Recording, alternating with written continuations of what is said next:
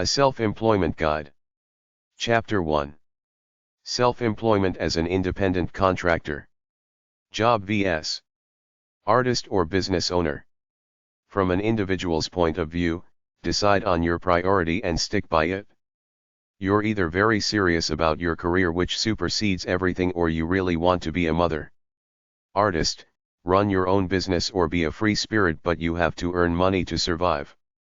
You can't serve two masters. Decide which is more important and focus on that, either being with the family, doing what you really want with your life and possibly being eternally poor, or getting a traditional career and sticking to it for the money, security, and status regardless of how uninspiring it is. Don't feel guilty. Just do the best you can. Don't forget to take it easy and relax. If you're a couple, you could start a business together or run a part-time business on the weekend too. Supplement your income like the couple I know who sell crafts at craft fairs. If you really hate your job, find a job that's more in keeping with what you want. A lot of women reject their jobs altogether and figure out some kind of part-time business to start from home. bwni.com, online wbc.gov. If you don't want to start a full-fledged business, become self-employed. Hire yourself out as a contract worker or consultant. Many people do their day job then pursue their real dream or artsy venture at night. Some do this by working part-time, living frugally, and spend the rest of the time trying to create the next new great product. Freelancing/independent contractor. Freelancers are generally independent contractors who, in effect, run their own business and do piecework for others, i.e., specific jobs, and that's it. They get none of the benefits regular employees get, like health insurance, vacation pay, pension, etc. Freelancing means that you have allegiance to no person or entity beyond yourself. You're for hire for money to the highest bidder. You have to be tough enough to be your own boss to make it as a freelancer running your own small business. In a nutshell, ask yourself the following questions. What goods or services can I provide that people will pay for? Who are these people that will pay me for what I sell or do? How do one reach them? What will my fees be? A freelancer/independent contractor is someone who is hired by someone else to do a specific job, and that's it. They have no other obligations to each other. When the job is through, they part company. Generally speaking, you should make up a formal contract for most of your jobs except for repeat jobs from business friends. This contract spells out everything each side expects in clear, simple details. Sometimes employers lay their employees off then rehire them as independent contractors. This relieves them of the burden of paying into Social Security, income taxes, medical insurance, and pension, and it's probably better for the laid-off employees too, because now they don't answer to a boss or a schedule. They simply do the work they contracted for. Unless you have a few regular big contracts, the hard part of freelancing is constantly marketing yourself looking for new contracts. Some people gain enough skill in some field to succeed as a freelancer, generally some kind of work they can do on their own, usually at home, and give the results to the firm who contracted for their services. This is why the corporations like to use them. They're simple, less hassle, and if they can't do the job, there's no lengthy firing process. They just hire the next guy. A good freelancer is good at what he does and gets business by doing good work. He doesn't need any formal credentials, he gets the job done well, which is a good way to be, because you make it or don't based on your abilities. You don't just go to college, get a degree, get a boring job, then pick up a paycheck even if you can't do the job.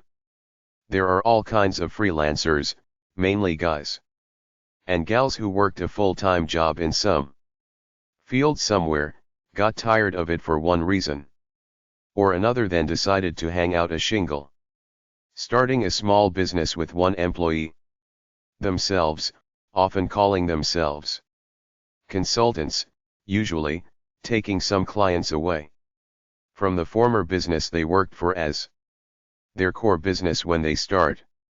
Other freelancers are often part-timers. People working a regular job then moonlighting on the side. Hobbyists who enjoy their hobby. Students. Stay-at-home moms. Retirees. Disabled people. Artists, hippies, free spirits. Seasonal freelancers. There is also another class of freelancers. Namely people who do it out of necessity.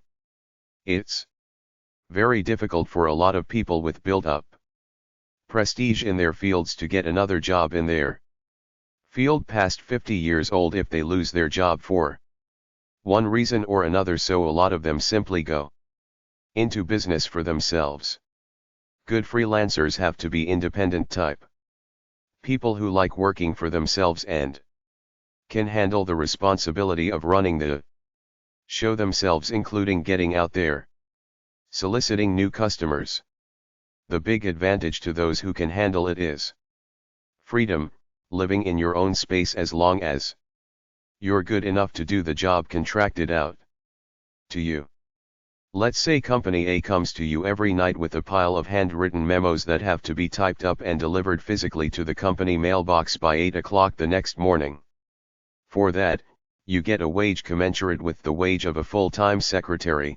The only thing is you have to do it at night while everybody else is relaxing or sleeping. For an artist, hippie, mother, etc., this is great. Type up the stuff while you watch TV, then when you're done at 1 o'clock or whenever, drive over to the place and put it in their mailbox. It's not bad if you can find this type of contract. Other freelance jobs are bigger, more like projects. Companies want you to build things for them, design something, research something, etc. The potential for anyone to do this kind of work is out there if you have the reputation for it, which you have to culture as you go along. Many freelancers get started by working part-time as a freelancer while continuing to hold a full-time job. Others have enough talent and confidence in their ability to start out as a freelancer immediately doing whatever it is they love to do as an art form. Many people freelance part-time while still in school. The successful freelancer develops a set of clients who regularly contract for work at good rates. Some successful freelancers are widely recognized for their skill and often offered regular full-time jobs by the companies who hire them for individual jobs. Freelance work may be hard to come by, especially at first, and many freelancers earn very little until they acquire experience and establish a good reputation. Earnings for freelancers vary widely. Those struggling to gain experience and a reputation may be forced to charge what amounts to less than the minimum wage for their work. Well-established freelancers are able to make a comfortable living. Self-employed freelancers do not receive fringe benefits such as paid holidays, sick leave, health insurance, or pension benefits. It's all about a few important things. Do good quality work and deliver it on time. Live somewhere that there's enough population such that you have the potential to earn a good living. Developing a reputation as a good worker such that you will get more business through word of mouth. Network to get your name out there. Join the trade group in your field to get more leads. Get a website presence. Follow the law regarding small home businesses. If you get big enough, start a real company. Hire others. Expand your area of sales/service. Go global on the internet. The IRS has specific requirements that you must meet in order for you to be considered an independent contractor. Get IRS Publication 1779 Independent Contractor or Employee. The most crucial factors is who controls how the work is done. A true independent contractor is told what the problem is, then he fixes it on his own without being told how or exactly when to do it except for the deadline. Independent contractors must file a Schedule C with their tax return, a form that shows their net income from their business earnings. When a company pays you, they are required to file Form 1099 and you will have to do your own withholding based on these forms. If in doubt about your independent contractor status, the IRS has a procedure where the independent contractor and the employer can submit Form SS8, which asks questions in 4 key areas: behavioral control, financial control, relationship of the worker and the firm, section for salespersons. Based on the responses, the IRS makes a determination as to whether you are an independent contractor or not. When looking for contracts on the internet, some places want you to bid on it, others want to see your resume, examples of your work, and talk to you before they hire you. Most companies will typically hire a new independent contractor with a small job to test him to see how good he is, and if they're happy with the work, they will keep coming back to this guy or gal. If you have a skill like translating different languages into English or website design, you can go anywhere in the world and either work locally or get a website and do jobs from anywhere. Try hashtag 658.041 or HD8036 at the library for books about self-employment, home-based businesses, and working for yourself. Common freelancing jobs. Any type of computer work. Accounting/bookkeeping. Advertising creation. Animal breeder. Antiques. Appliance repair. Baker, sell to retail stores. Catering. Cleaning. Crafts, art. Entertainer like a magician for hire. Errand doer. Furniture making/repair. Graphic arts. Healthcare, home healthcare. Help older/disabled people at home. Home improvement. Landscaping. Musician. Mystery shopping for businesses. Party clown. Photographer. Taxidermist. Tax preparer. Videographer. Website creation. Wedding consultant. Writing/editorial/indexing services. Contract employee website/IRS 1099 websites. WorkingZolo.com. Self-employmentkey.org. ODSK.com, free service connects employers to contract talent. CEhandbook.com, the contract employee's handbook. Job wanted websites. Some people put up their own ads in the newspaper or on the internet saying what their skills are and asking for a job or project to do. It's not very common, but it's another way to look for a job. Advertise that you're looking for a job in a certain field. Statsheet.com/article/article51076.html, jobs wanted ads, tips and advice, information, and website links. Craigslist.org. TaskTabbit.com. Guru.com. AsiaTradingOnline.com/jobsw2.htm, post job wanted ads in Thailand. Bargainsapp.net/sales-jobs-wanted-sales.php. cci.org.uk/jobs/wanted.php. e-jobswanted-mart.com. machinerytrader.com/employment/jobwantedDetails.asp. columbiasociety.org/jobs_wanted.htm. preferredjobs.com/preferred_jobs_wanted_frame.htm. The big job boards for creative people. simplyhired.com/jobs/list/o-271024/fft-graphic+sign-designer. careerjet.com. careerbuilder.com/jobs/keyword/graphic/designer, career builder. flipdog.com/jobs/graphic-designer. jobster.com/find/us/jobs/for/graphic+sign-designer. jobsearch.monster.com. Creative Arts Job Website / Creative Design Recruiters. 3dsite.com, 3D Site. 52ltd.com, 52 Ltd. Portland, Oregon's Graphic Design Jobs Agency. abduzeedo.com/jobs, Abuzeedo's Jobs. Graphic Design Blog. Job Board for Graphic Designers. aiga-jobs.org/public/jobs_search_results.asp?mark job_id_13 AIGA Design Jobs. allthebestpeople.com, All the Best People Incorporated. Connecticut and Western Massachusetts. Advertising, Communications, Interactive, Graphics Arts, Marketing, Printing and Public Relations Professionals. Aquent.com. Aquent. Talent agency for creative, web, and tech professionals. /Artisan-inc.com, Artisan, Chicago, Los Angeles, New York. artistresource.org/joblinks.htm, Artist Resource. artsquad.com. artsquad.com. Graphic designers and web designers. artlinks-staffing.com, Artlinks. Temporary staffing and direct recruiting for graphic design and production, writing and editing.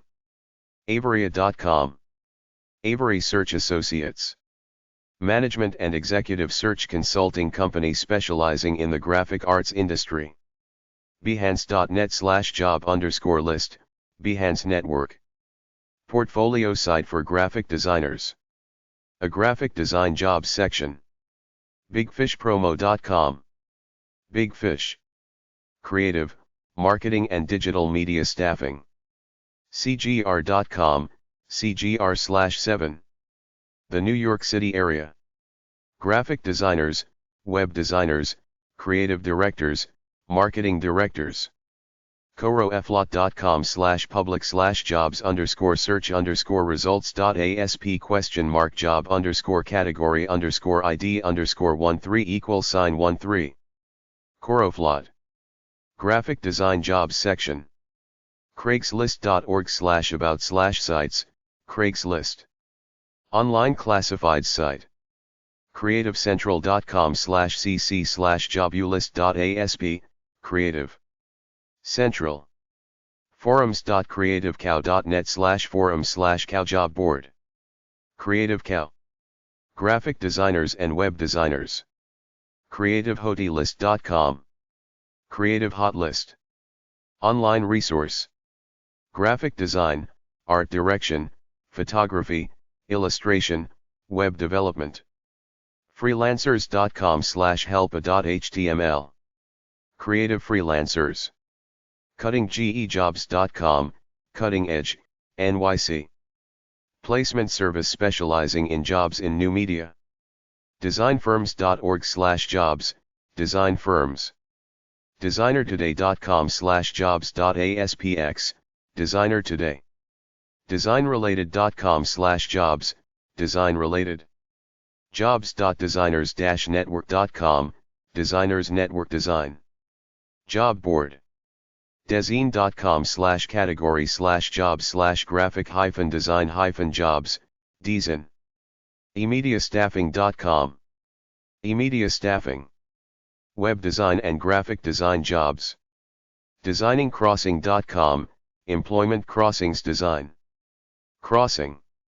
entertainmentcareers.net/jcat.asp?jcat=104, Entertainment. Careers. Animation/graphic design/visual FX jobs listings.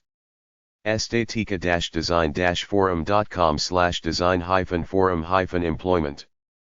Estetica Design Forum. creativeassets.com. Filter Creative Assets. freshwebjobs.com. Web design jobs. gojobs.com/graphic-design-jobs.html. graphicartistdesigner.com. graphicartistdesigner.com. A beyond.com search community. graphicdesignforum.com/forum/forumdisplay.php?f=sign 33. Graphic Designer Forum has a graphic design jobs classified section. creativejobscentral.com/graphic-design-jobs. Creative Jobs. graphicresources.com. Graphic Resources and Associates Incorporated, a national recruitment firm in the printing and packaging industry. hollisterstaff.com/specialty/creative-services.asp, Hollister. Staffing. Massachusetts Creative Staffing Agency. howdzig.co.ef.com/public/jobs_browse.asp?job_ID_13 How now? idmag.co.ef.com/public/jobs_browse.asp?p_page alias=job board. ID Online. ID. Magazine. Art, Business, and Culture of Graphic Design. Indeed.com/jobs, Q=graphic plus design and L=. Job Aggregator.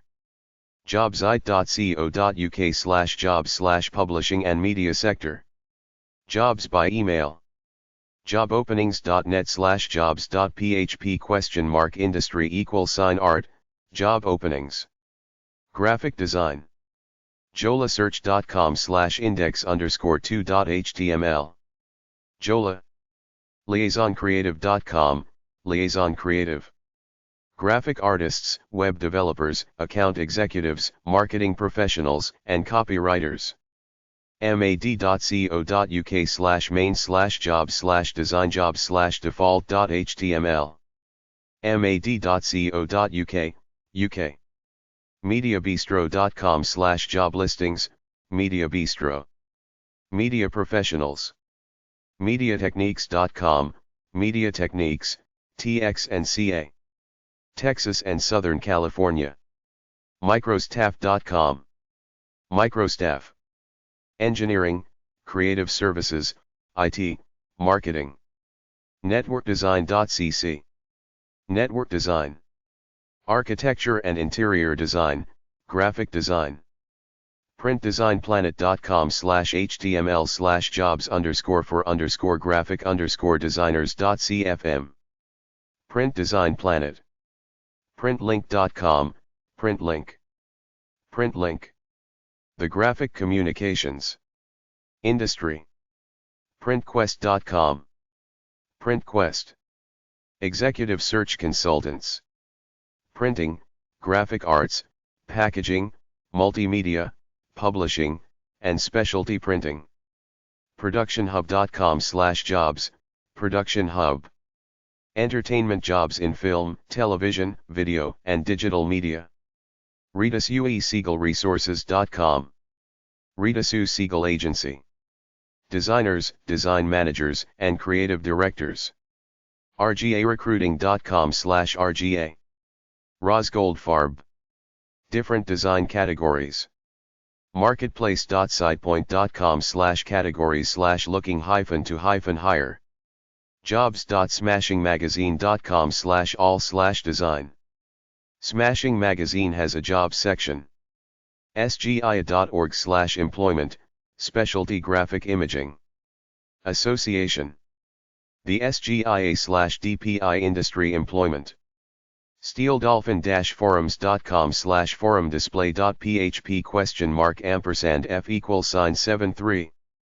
Steel Dolphins Forum. A forum for graphic designers. Section where employers can post graphic design jobs. talentzoo.com, talentzoo. Marketing, advertising, and PR jobs. creativegroup.com, the Creative Group. Matching creative and marketing talent with the best companies. thegraphicdesigntool.com, the graphic design tool. updategraphics.com/home.asp. Update Graphics. New York plus New Jersey. webdesignforums.net/job_postings_185, forums. A web designer forum. Section for full-time web design job postings. youthdesigner.com/graphic-design-jobs. Designer Jobs Board. Chapter 2. Working for yourself. What do I do? Do something that other people value. Some people are artists of something. It could be cooking, numbers, following stocks, building houses, gardening, etc. In their case it's easy, figure out a way to earn a living from it. Do it well enough that people will pay for it. What do you do now that you spend 5 or more hours a day at for free because you love it? That's what you gotta do to earn a living. I'm an artist of my life. That's why I wrote A Free Spirit's Search for Enlightenment, but I'm perfectly aware that less than 10% of all people are like that. Everybody likes to think they're an artist or a master at something, but most people are happy working average jobs, watching TV, and eating pizza. A lot of these people without strong, inspired cravings have nevertheless created great businesses when they fell into something that ignited some spark or sense of commitment within themselves. If you're average Joe without a strong sense of identity, go through the lists I provide in some of my books, look through your yellow pages and simply look in the want ads, take a job. If you don't like it, quit. Take 30 jobs if you must to get a feel for what you like, then think about what kind of business you could start in that field. Another way to do it is to be a delivery driver or taxi driver. It's the quickest way to learn what people are doing. Learn by watching everybody, then pick an idea and go with it. A guy I saw on TV was a car salesman. Only wealthy people buy new expensive cars. He kept seeing a bunch of young guys coming in, buying new cars. They were all in the mortgage business, so he got into it. That was before the real estate crash, but he made a nest egg in a few years. How do you get ideas to start a successful business? Look at new technologies and get on board right now. I know a cell phone millionaire who is not a smart guy but was smart enough to get into cell phones in the 1990s. All it took was that one idea. He wanted one, it was over $1,000, but everywhere he went, people asked him about his cell phone, so he simply found a dealer and started selling them for cheaper than the other guy. After a few years, he became one of the local cell phone experts. A big company offered him millions of dollars for his little shop. Every time I talk to him, I still get the idea that this guy is not an educated man in the aesthetic sense of the word. It's cigarettes, booze, and neighborhood gossip. There's nothing more there. Some people have dull minds, but all they need is one idea. The guy who started Amazon.com, Jeff Bezos, wasn't reinventing the wheel. He was selling books online. Now Amazon is the retail giant of the internet. What about casual hobbies or interests you have? I'm not talking artist, I'm talking something you like to do in an average way. That could be enough.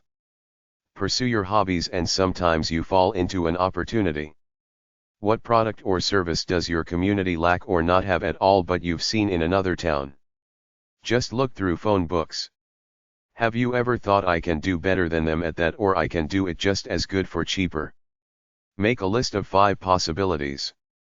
Analyze them by asking yourself the following questions. How much competition is there around here? What can you do to have a competitive advantage? How can you be better than your competition? How much money would it cost to start? Can I afford it? What is the downside/risks? Is this something you can be happy doing? Would you be proud of doing this? Would business laws prevent you from doing this? Will people buy? Is there anything about your idea that will anger some people, like people hanging around a nightclub or smoke from a deli that smokes its meats? Can you make money? Where do I get startup money or an investor/partner? What is the best location at a reasonable rent in the local area? Write out a basic business plan and a marketing plan, then take it to your local small business help organizations. Some are run by the government, others are run by non-profit groups, for-profit groups looking for ideas, and college business schools, to get feedback. If you're still stuck for an idea, I suggest you read my job book, self-employment book, and business book. Will you have employees or use freelance independent contractors? Learn basic accounting through a simple software program and use it.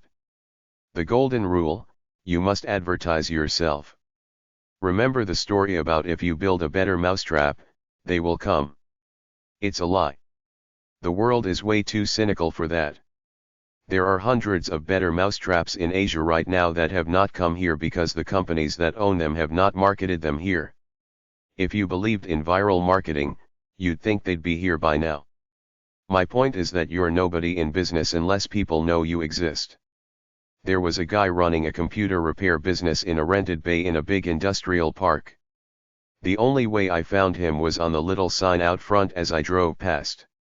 He turned out to be the best computer guy in the city, but nobody knew about him. I told him to advertise in the local college newspaper, in the yellow pages, etc. He was great at his craft but had no clue that he had to advertise his business. Advertise your business/service in local online ads websites, in local newspapers and magazines, the yellow pages, and even national magazines. If you want to know what free newspapers there are in your locale that you can advertise in, go to your local library and look around by the front door somewhere. There should be a few racks of them. Craigslist.org, place ads for any locality. Refer to the classified ads website section elsewhere in this book. villagevoice.com, NYC. Recycler.com, Los Angeles. Traits of successful people. Somebody honest. Somebody who looks healthy. Wants to succeed. Able to work on their own. Doesn't get stressed out. Doesn't get angry. Self-confident. Ambitious. Problem solvers.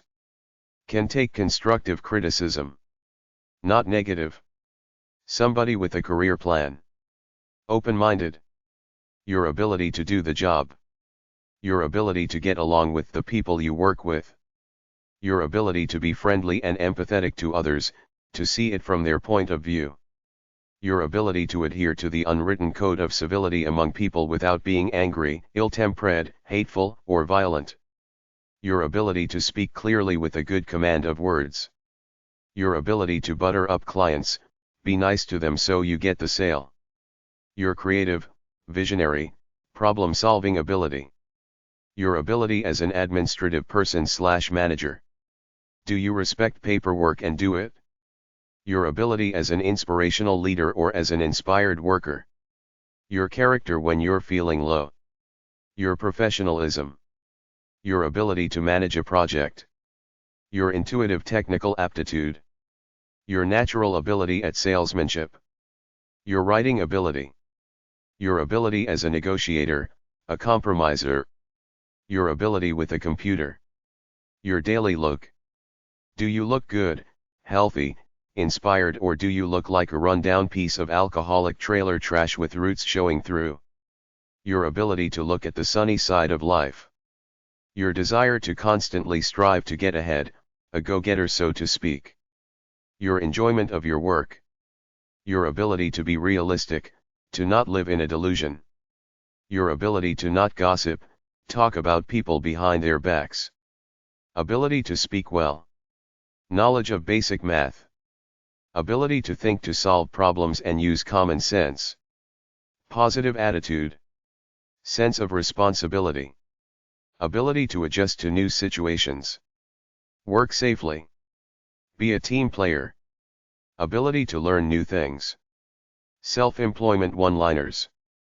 In order to make it in a home business, you must be self-motivated, self-disciplined, have a good product or service to sell, deliver good product, have good customer service, enjoy working by yourself, be tough when you're not getting business, be professional, be ready for interruptions if you have kids. Think of yourself as an explorer looking for a good product/service to help better the world. If business gets going good, expand if you want. Plan things out. Always watch your money. Know how much you have and what you owe. You have to have a positive, approachable image with customers and suppliers. Don't nickel and dime people or rip them off. Hire students, then if you get big enough, move out of the house into a commercial space and hire full-time people. A lot of women who start home businesses eventually get so big that the husband quits his job to work there full-time. Don't stay at home. Go out to meet your customers, deliver your product, join a business group, meet other business people and potential clients out at public places and events. Go to trade shows, give seminars. If you have retail/face-to-face clients, keep your work area looking professional. Try to make the entrance lead directly to the workplace without going through the home part of the house. Install an extra door if necessary.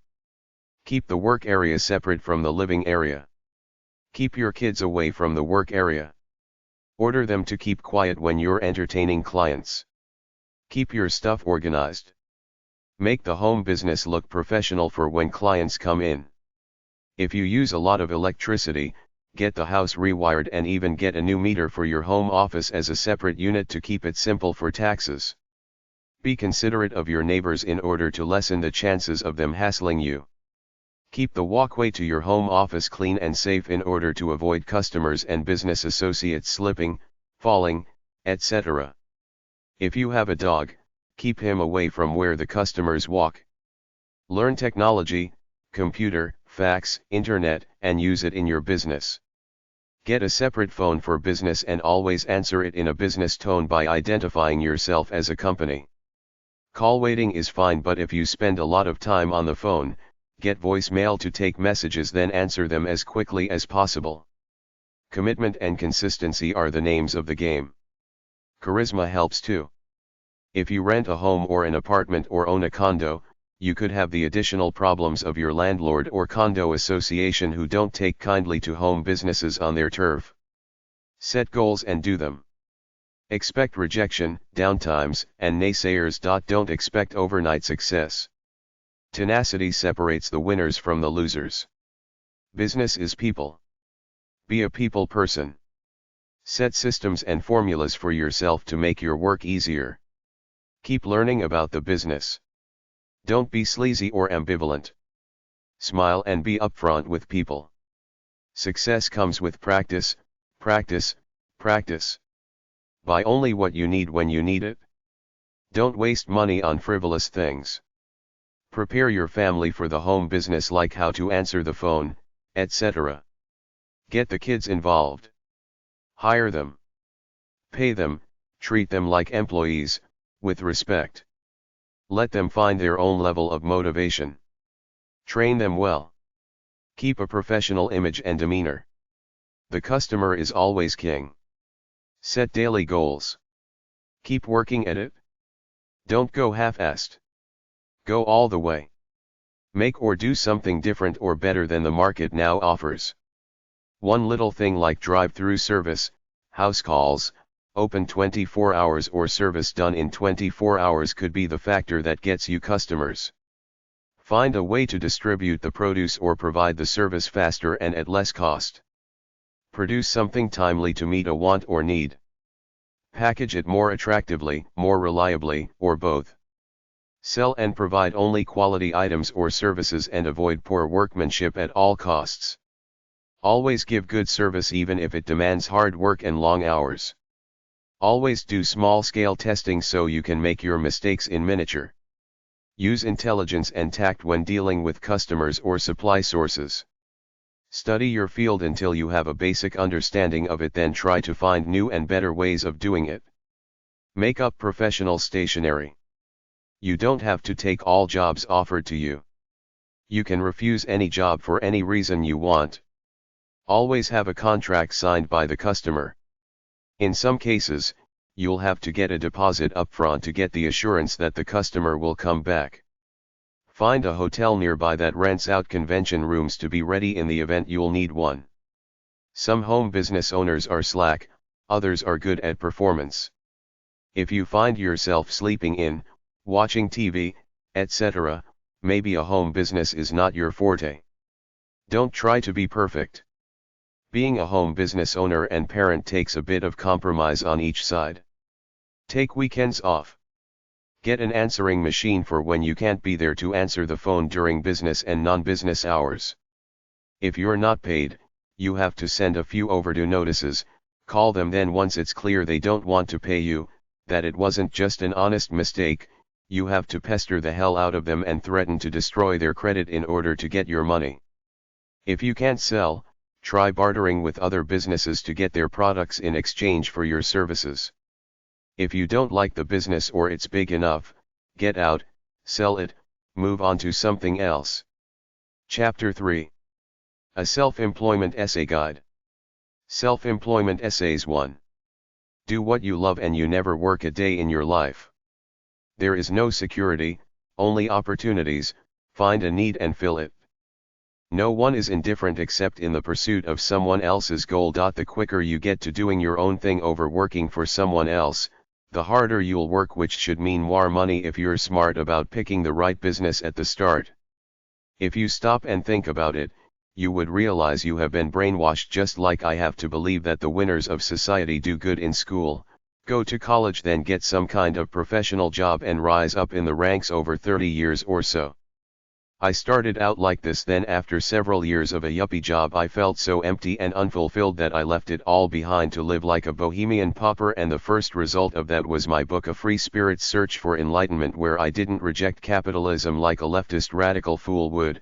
I merely said find your own standard that lives inside of you, honor it every day by releasing the natural inspired energy that lives inside of you, and figure out a way to earn a living from it. Even though I'm a hedonistic free spirit at heart, I also live in the real world. We have to all earn a living to survive. Most people aren't really cut out to work jobs. They're happier and more productive doing their own thing, working for themselves, but the problem is that we're brainwashed from day one at school to prepare to work for someone else. If I had my way, I would introduce business and self-employment skills starting at the junior high level to give these people the idea that they can strike out on their own if they want. They don't have to go to college in order to succeed in life. For my pack of acquaintances, many went to college, started a career, then after 10 years or so, realized it wasn't right for them, so they got into something else more in keeping with their true natures. We are trained to be dependent on the system. Self-employed people are independent, do things for themselves and enjoy what they do. It's an intrinsic thing. I tend to believe that an entrepreneur is like an artist in the sense that they feel it within themselves, they love the work, they can't help doing it. There are risks though. Before you give up your 9-to-5 job to work for yourself as a freelancer, don't jump out of bed into a fire. Do it gradually. Start part-time first while keeping your day job. There are the challenges and changes involved in working independently. It typically takes more effort than a job, and there are no guarantees of a regular paycheck or even eventual success. When you choose a career or business, pick one that you have a reasonable expectation of being around in 20 years. That caters to the nuts and bolts, bread and butter things people need, as opposed to something in a frivolous hobby, recreation area, or something that caters to the upscale, luxury market, because when hard times hit, these are the first to go, and there will be hard economic times in your area in your lifetime. Are you self-disciplined enough to do it without a support system behind you? It's all on your shoulders. Do you have integrity? Are you in it for craftsmanship as opposed to just trying to make money? Can you work on your own? A lot of people can't. They're lazy, not inspired. They need external inspiration. Be ready to regularly put in more than a typical 8-hour day. If you really love it, you won't mind the work. If you have a spouse or children and you're working out of the home, have a separate section and insist they don't bug you when you're in there. Create a system for dealing with phone, fax, and email. Screen phone calls with voicemail. Dress up when you expect clients or customers. Can you handle the fact that you probably will not make much of a profit in your first year? You want money saved up before you start a business. Get a good accountant to help you save on taxes. Self-employed individuals file taxes quarterly. Record every expense. Marketing is everything and time-consuming. It doesn't matter how great you are if nobody knows you exist and you're too timid to market yourself. The winners in business are people who get out there to press the flesh and be friendly and sociable. Marketing yourself must be a constant activity. I understand that you don't have the finances for direct marketing campaigns and other forms of advertising, so you need to do it yourself. The best way is to do great work. Word of mouth/worm advertising is the best. Treat every job like an artist. Join local professional associations to get to know people who might give you work. Do some helping or volunteer work in order to meet people who also might give you work. Nonprofits need services and products too. Many people who start a business do so because they are working a regular job and spot a need in their field in the marketplace. Keep an eye out in your field for a need that is not currently being filled. Don't be too ambitious or too impatient such that you start stupid, scam business ideas. Think up a good idea rather than buy into the hype of work-at-home scheme ads. Slow down, think before you leap. For the average hard-working business person, financial success takes at least 10 years. Failure is the greatest teacher. It's better to fail and learn than to sit on your ass and do nothing. Live a disciplined life. Don't spend frivolously. Ideas alone are worthless unless you act on them. People out there don't help lazy people. They only give breaks to people they see working hard. Expect problems. Never doubt yourself, even when everybody is putting you down.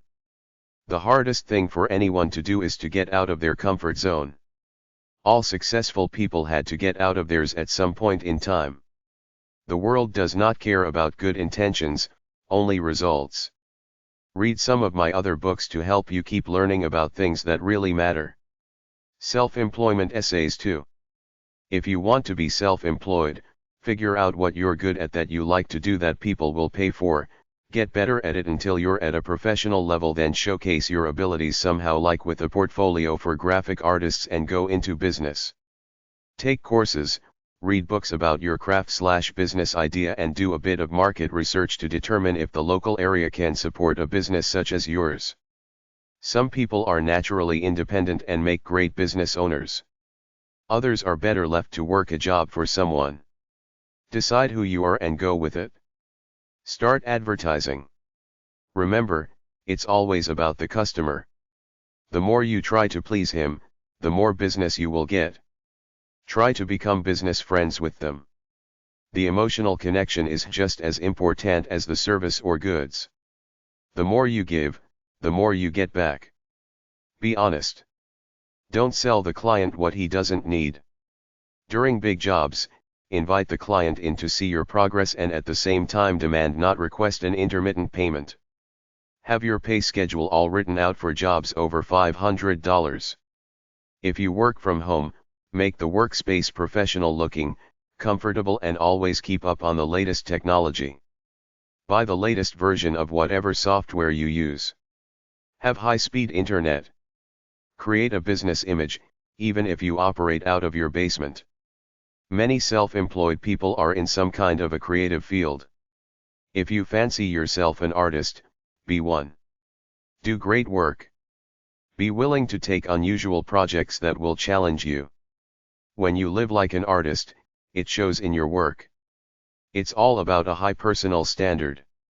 Be wary of who you trust, either as business partners and possible customers. Before you take on a job, assess the customer to decide whether he seems like he will pay you or rip you off. If you have a creative personality, as many self-employed types do, apply it to marketing and advertising. Make up a good website to promote your business. Refer to my business book. Check out the possibility of government contracts. Refer to my business book. Study your competition. Learn from them. There will be difficult times. It's always about having enough cash on hand to pay the bills to keep you in business during these times. You will make mistakes and get into sticky situations. The way I deal with all the crap in the world is that every day I wake up with a clean slate and put in an honest day of hard, inspired living. I'm true to my own personal standard of artistic integrity. One of the biggest headaches of a self-employed person is getting paid. Never, ever do work without at least a 25% upfront retainer fee. If it's a big, long job, invite the customer in to see your progress, then stick him for intermittent payments. If they don't pay, don't work. Cease all work if a client misses an intermittent payment. If they call you on it like to try to say you don't trust them, tell them that's right, you've been in business for X number of years. You don't know this guy from Adam. It's just business. You weren't born yesterday. You learned hard way by being lenient at first until you learned that you can't trust people, only their money. Your best bet is to have a systematic payment plan all written up for orders over $500 so it's standard. The customer knows what the rules are to pay you. Don't deliver the final product unless you get 100% payment. If a guarantee written out to help the customer after he gets the product or service if he needs it. You must protect yourself by insisting on payment upfront. If customers resist, thank them and leave. You don't need their business. Ask any small-time business person about customers trying to rip him off, especially on services as opposed to goods. They think once the service is done, you're screwed. What can you do if they don't pay and they're right? The headaches of going to civil court are not worth the fee of a house carpet cleaning job or a surveying job. This is why you must get payment upfront or at least part of it. Find the highest price at which your product will sell the most units. Offer a variety of products and services. Make up promotional materials. Determine the methods that you will use to market yourself and sell. If you want to think big, think about selling wholesale, offering franchises or a biz op for independent dealers, selling through department stores, etc. Promote and sell through your website.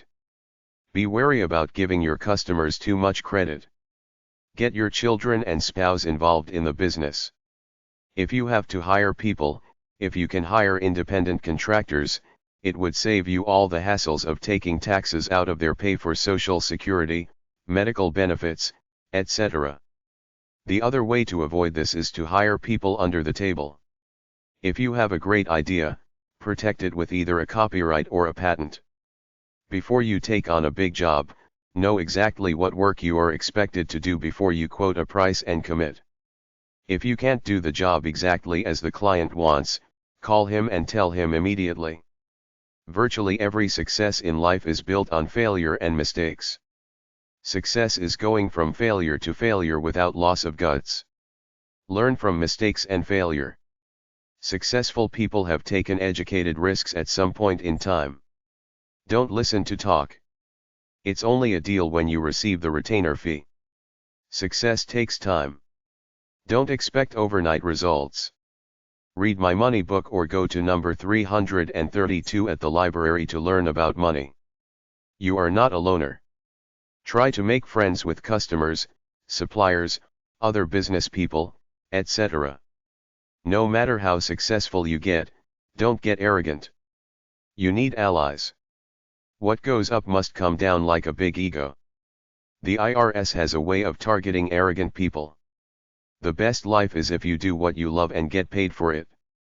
It's not enough to have talent, you need desire too. It's not really about making money. It's about doing something you love to do well. The top 20% of your customers give you 80% of your business. Self-employment essays 3. Self-employment means a constant need to advertise and market yourself. Always do things to attract new customers. The better work you do, the more word-of-mouth advertising you get. Try to develop a systematic way to run your business so it's as simple as possible. Work smart as opposed to hard. Think things through to make them as simple to do as possible. Keep up on technology. Always buy the latest gadgets. Cordless/cell phones, telephone headsets and metered postage are all great things. So is a radio or MP3 player to keep you relaxed while you work. Don't be intimidated by computers and the internet. Get my computer and internet handbook for knowledge in that arena or go to #004 to #007 at the library. Hire help if you need it. Hire an accountant. Don't waste time trying to learn the tedium of taxes unless you like the stuff. Pay someone to do them. There are 4 major facets of administration: telephone/email/fax, postal mail, money transactions, other paperwork. If your office is in the home, keep it clean, and if it's in an area where cooking smells can get through, air it out every night by keeping the window open so that customers coming in don't think you're not professional enough. If you get down as you tend to in business, read inspirational stuff at #155-158 at the library or at the religious section, #200-#299, or get some motivational tapes to help keep you on track. Read my free spirit books and go to some of the websites I list in the alternative inspiration section. Refer to my life essence books for topics like meditation and stress. Go to number 611 to number 613 at the library for health books to help keep you up. Be an optimist, but not like Pollyanna. Be intelligent about it. Think things through. Focus on the job at hand and your worries disappear. You are a perfectionist and set very high goals. You set yourself up for depression when you don't reach them. If you need more business, offer discounts, sell cheap to wholesalers or retailers, and offer to do the overload or subcontract work of other companies. Raise your prices from time to time. If it drives away business, lower them again. Figure out ways to cut costs. Always keep a tight rein on money coming in and money going out. When you feel like giving up, get away for a couple of days to get a more relaxed perspective. Self-employment essays 4. The first thing you must clearly get into your head is that of the thousands of ads in all the money-making magazines out there, not one is a bona fide automatic get-rich-quick money maker, because if somebody really had such a method, they'd guard it with their lives. Make their pot of gold and not offer to share it with everybody for a few bucks. It's only logical. Most money is made the hard way, a little bit every day, one day at a time, unless you get lucky or have a special ability at something. In studying to write this book, I sent away for dozens of offers that I saw in money-making magazines, then got on some mailing lists and continued to receive the stuff for years after I made my last request. You soon realize what's reasonably legitimate and what's an outright scam. I recently read about an outside travel agency scam that the FTC closed down, plus a computer business service program, so always beware when responding to money-making opportunities of any kind. Check them out with the Better Business Bureau, bbb.org, the Federal Trade Commission, ftc.gov, and your local consumer protection agencies before you send anyone your money. Find out how long they've been in business. Go to your library or on the internet, type the company name into a computer business database to see if it's even listed in there, and if so, how long they've been in business. alexanderlaw.com/nccc, bbb.org, consumerworld.org, consumer.gov, ftc.gov/ftc/consumer, naji.org, Attorney Generals, scambusters.com, scambusters.org. Junk mail offers appeal to a person's emotional wants and desires. They claim to offer hidden secrets, untold wealth, and quick cash. They make false claims by telling people they can now send their kids to college, buy their wife a beautiful diamond ring, take a well-deserved vacation to an exotic tropic island, and pay off all their debts. It's the same with infomercials, scenes of rich people lounging on a yacht somewhere, driving a big-name car. When the person sees the stuff and forms visions of sugar plums in their heads, some will rush right away and send away for the product immediately. People will always exist that will respond to this type of junk mail, but don't let it be you. Watch the infomercials on TV on any given night after 1 o'clock. See how slick they are. That's good marketing hype. The truth is not quite as stellar. Now that I've given you my doom and gloom scenario, I'm just telling you not to believe in any get-rich-quick scheme, because they don't exist. If you want to make money, do it the honest way, with hard work. There are many legitimate dealer/distribution networks out there that can offer to train you in a skill or sell their particular product line that you can use to make a reasonable living in your local area. Just don't expect to get rich overnight without paying the price in sweat and stress. That's the real American way. There are numerous examples of small businesses having local flavor that became a sensation nationally over time.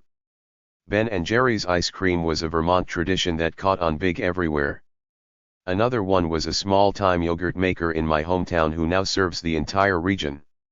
How about a fast food deli franchise called American Deli with a drive-through, smoked meat sandwiches, German cheesecake, sausage on a stick with mustard, etc. I love deli food, but I don't see these types of fast food places around, with deli food from the old country, not like the sterile Subways they're selling everywhere. How about some real rye bread with apple strudel? It may be that your idea for a home business may have a national market. It's wiser to start small if you don't have a lot of initial capital. You can make thousands of dollars a week from your own home without having to invest much capital for a business startup. The risks of starting up a small business are great, but the rewards can be greater. There are many sad stories around about people who dreamed big, had a good idea but couldn't summon up the courage to take it any further than their own thoughts. Afraid to take a chance, they passed up the risks and the rewards of striking out on their own. At middle age, after the exuberance of youth, there is always that doubt, always that wonder, always that speculation about what their lives would have been like if they'd only taken that one chance. The independence that comes with being your own boss also calls for rigid discipline on your part. The secret of all financially successful people is simply that they work hard and smart. Think about it, review your own activities and then see if you can't find a couple of extra hours in each day for more constructive accomplishments. When you begin planning and getting involved in an extra income producing endeavor, you should work it on a time-efficient basis. Do what has to be done immediately. Don't try to get done in an hour something that's going to take a week. Plan it out on paper what you have to do, what you want to do and when you're going to do it, then get right on each project without procrastination. You have to decide what to do. The possibilities are endless. Start with your hobbies. Dig deep to find what you really like, study it and study the feasibility of such a business. You have to analyze any serious idea totally before you proceed. Action will not be successful without intelligence. This is the kind of analysis you need to do with any of your ideas. Think of all the possible connections. Leave no idea out. Nothing should be considered silly or off limits.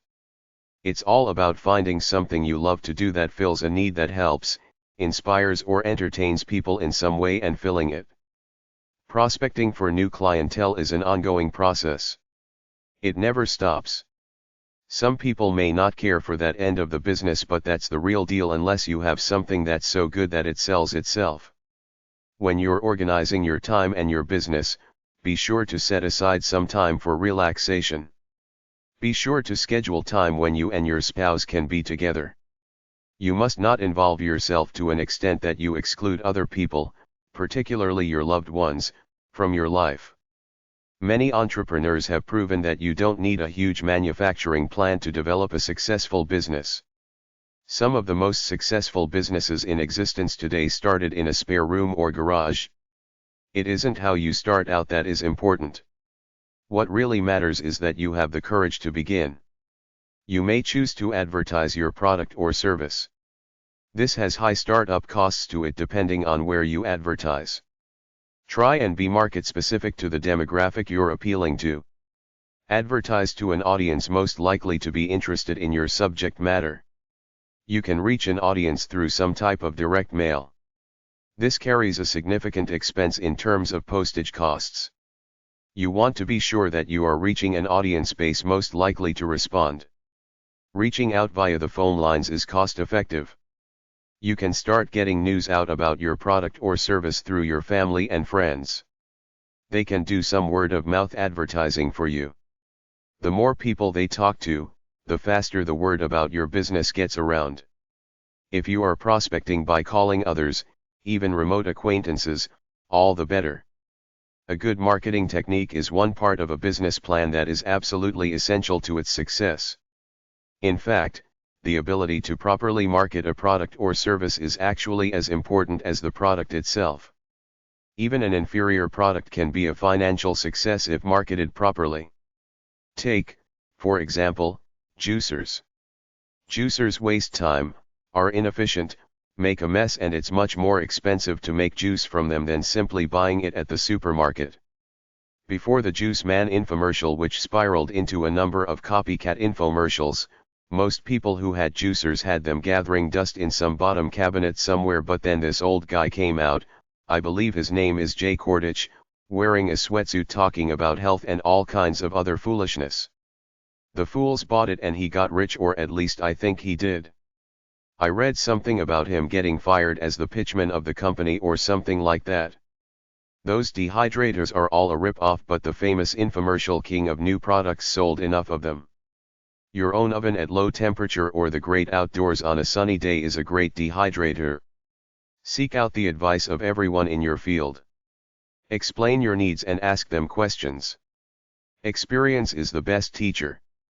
With good advice and a saleable product, you should be able to develop a winning marketing plan.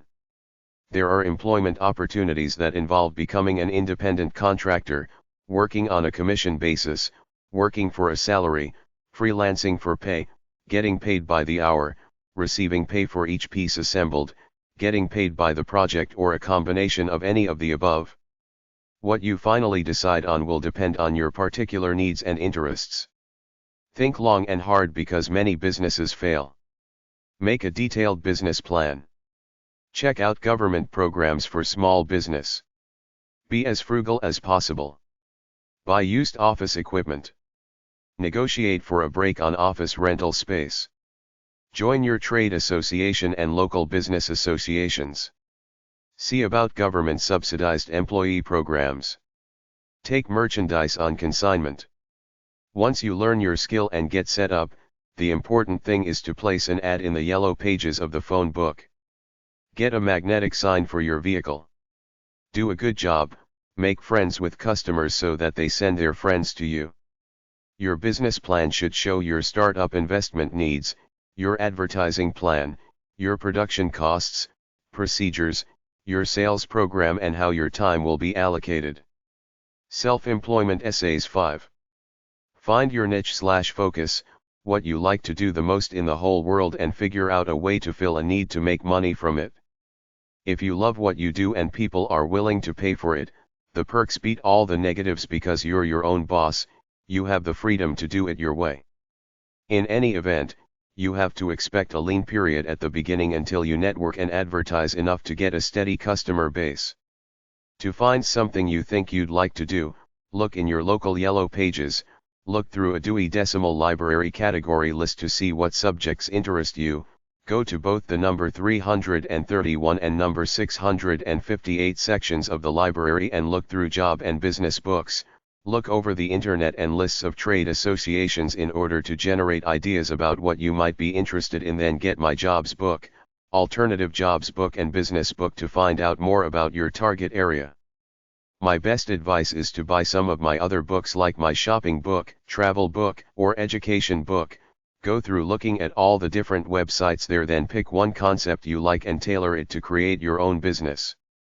Once you identify a target area, contact their trade association for more information, find the competition, check them out, go to trade shows related to your field, go on the internet and learn about it as much as you can for your local area to decide whether you will be able to make a go of it there and actually earn a living. Too often, enthusiastic and ambitious entrepreneurs jump in on an extra income project and suddenly find that the costs are beyond their abilities and the time requirements more than they can meet. It pays to lay it all out on paper before you get involved. The clearer you can see everything before you start, the better your chances for success. Pick a good name. Be personable and professional. Set a fair price for your products. If you need money, make a plan on how you'll finance your venture, dol.gov, seed programs, sba.gov. Do a marketing and advertising plan. Set up a reasonably organized workspace and paperwork system. Give good deals to get repeat business and word-of-mouth advertising. Cut your losses if the business is busting. Ask the newspaper about leftover ad space. All advertising costs are negotiable. Don't let accounts receivable mount. Send out bills regularly. Employ your spouse and children. Use bulk postage for large mailings. Keep up on the latest developments. Pick something you like to do that can help others either via product or service. Give people what they want and need. Check out your competition and learn from them. Learn from the successes and failures of others. Plan, plan, plan. Don't risk too much. Find the right prices that customers are willing to pay and still think they're getting a good deal. Check with your local zoning office to be sure you can run a home business if you intend to start in your own home. If your business is not a high customer traffic business, it shouldn't be a problem, but check anyway as you may need a specific permit to operate your business. You may have to have your home inspected to determine if it meets business type regulations for health, building, and fire codes. If it doesn't, you will have to make the necessary modifications to operate the business out of your home. These alterations should not be major. Check with an accountant concerning the tax deductibility of a home business. The Internal Revenue Service, IRS.gov, is more careful in checking these deductions these days. In general, the amount of space in your home devoted to the business is eligible for a deduction. That area must be used exclusively for business. Many people start out on a part-time basis after their regular jobs to see how much they can handle. Then, when their incomes reach a certain level, they will switch over and go full-time. Once you determine the space involved, divide that into the total space in the house to obtain the percentage of your home used exclusively for business. That percentage will be applied to some of your usual house expenses like your electric bill. Keep a journal of expenditures for your business along with the corresponding receipt. Record and file them by month for easy reference. Many of these expenses are deductible to your business up to certain specified limits. New tax laws can affect their deductibility, so it's best to keep up to date through an accountant. As a self-employed business owner, you would be filing a Schedule C, profit or loss for business or profession, along with your regular 1040 form. Your accountant can brief you on other forms you need to complete during the year, too. There is usually an estimated tax payment to be made each quarter along with FICA and unemployment taxes. Insurance will also be a necessary part of your business life. Some of the insurance is actually required by law.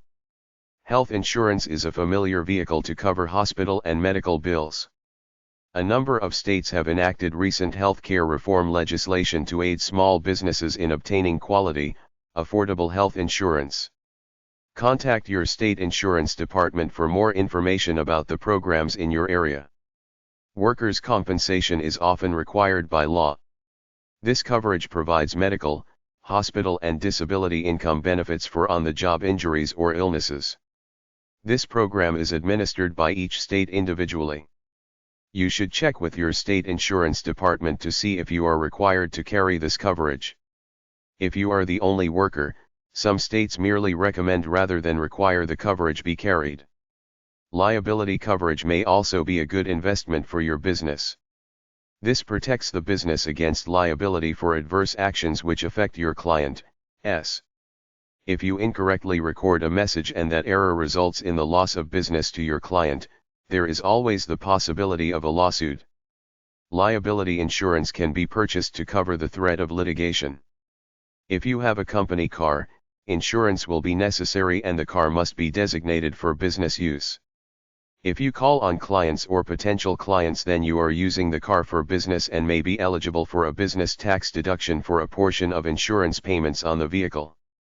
If you are working out of your home, check your homeowner's policy to be sure your property listing includes any business equipment you have, such as phones or a switchboard.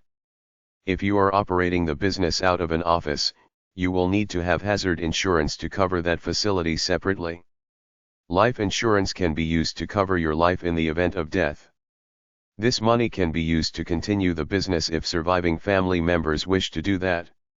Disability insurance should also be considered. This policy provides income to you and your family in the event you suffer an injury or illness, at any time, not just on the job, and cannot work. Many insurance companies do not offer this type of coverage to business owners who work out of their own home, but check with your insurance agent to see what he or she has available.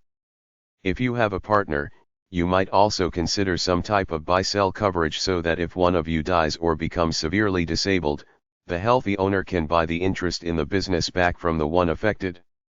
Both life and disability insurance is available to fund this need. Finally, you should also keep an eye towards the day when you will retire from working. Business owners are able to put money into various pension-type vehicles on a tax-favorable basis. There are three common types of retirement plans for self-employed business plans. Individual Retirement Account, IRA, Simplified Employee Pension, SEP. KIA Plan, often called HR10. The IRA is a familiar vehicle that lets you put about $2,500 a year before taxes into a retirement plan. For many business owners, this amount is insufficient, thus other vehicles where larger amounts can be put away for retirement are more attractive. A simplified employee pension plan is similar to an IRA, except you can contribute much more to it, up to 15% of your income but not more than $30,000 a year. The KIA plan is similar to the SEP except that the contribution percentage can be as high as 25%, up to $30,000. This type of plan is usually selected by sole proprietors. These retirement vehicles should be discussed with your accountant for advice on the best avenue to pursue. Not only do these programs serve as a source for retirement funds, they also assist the business owner with reducing current tax liability. Self-employment Essays 6. Computers, fax machines, modems, and telephone answering machines have evolved to reasonably priced equipment which can make you an instant player in whatever field you choose to work when set up in your own home. Decide what part of the house to use. Select an area away from family activity. The perfect space is a separate room, or perhaps the garage, but any area will do if it can hold all the business supplies and equipment and also provide enough workspace for desks, tables, or counters. Determine how much time you can spend on the business. Many people start a home business on a part-time basis while raising children or working outside the home. Others start full-time when family and finances allow. Figure out how many hours per week you can devote to the business, make a weekly chart of your activities, examine it and determine where the business fits. Don't assume you have time and find out later you don't. Decide on the type of business. Make a list of things you like to do, your work experience and items you own that can be used in a business. Look over this lineup and using ideas from it, list possible businesses to start. Eliminate any business that isn't appealing or doesn't fill a need people have. Choose a legal form. The three basic legal forms are sole proprietorship, partnership, and corporation. The most common is the sole proprietorship. As its name implies, a sole proprietorship is owned by one individual. It is the oldest form of business, the easiest to start and the least complicated to dissolve. Here are some of the advantages of this business form. 1. You own all the profits. 2. Your business is easy and cheap to organize. You don't need any government approval, although you may be required to carry a city, state, or county license. Your only other obligation is to notify the Internal Revenue Service, IRS, for the purposes of income tax and your state government for sales tax, if applicable. Some states don't have a sales tax. 3. You're the boss. 4. You enjoy certain tax savings. You must pay regular individual taxes on your income, property, and payroll, but these are not levied as special taxes as with a corporation. You will have to pay sales tax which you have received from your customers. 5. Personal satisfaction. Since you have your investment to lose if your business is not successful, as the owner, you should be more willing to put time, thought and energy into the business.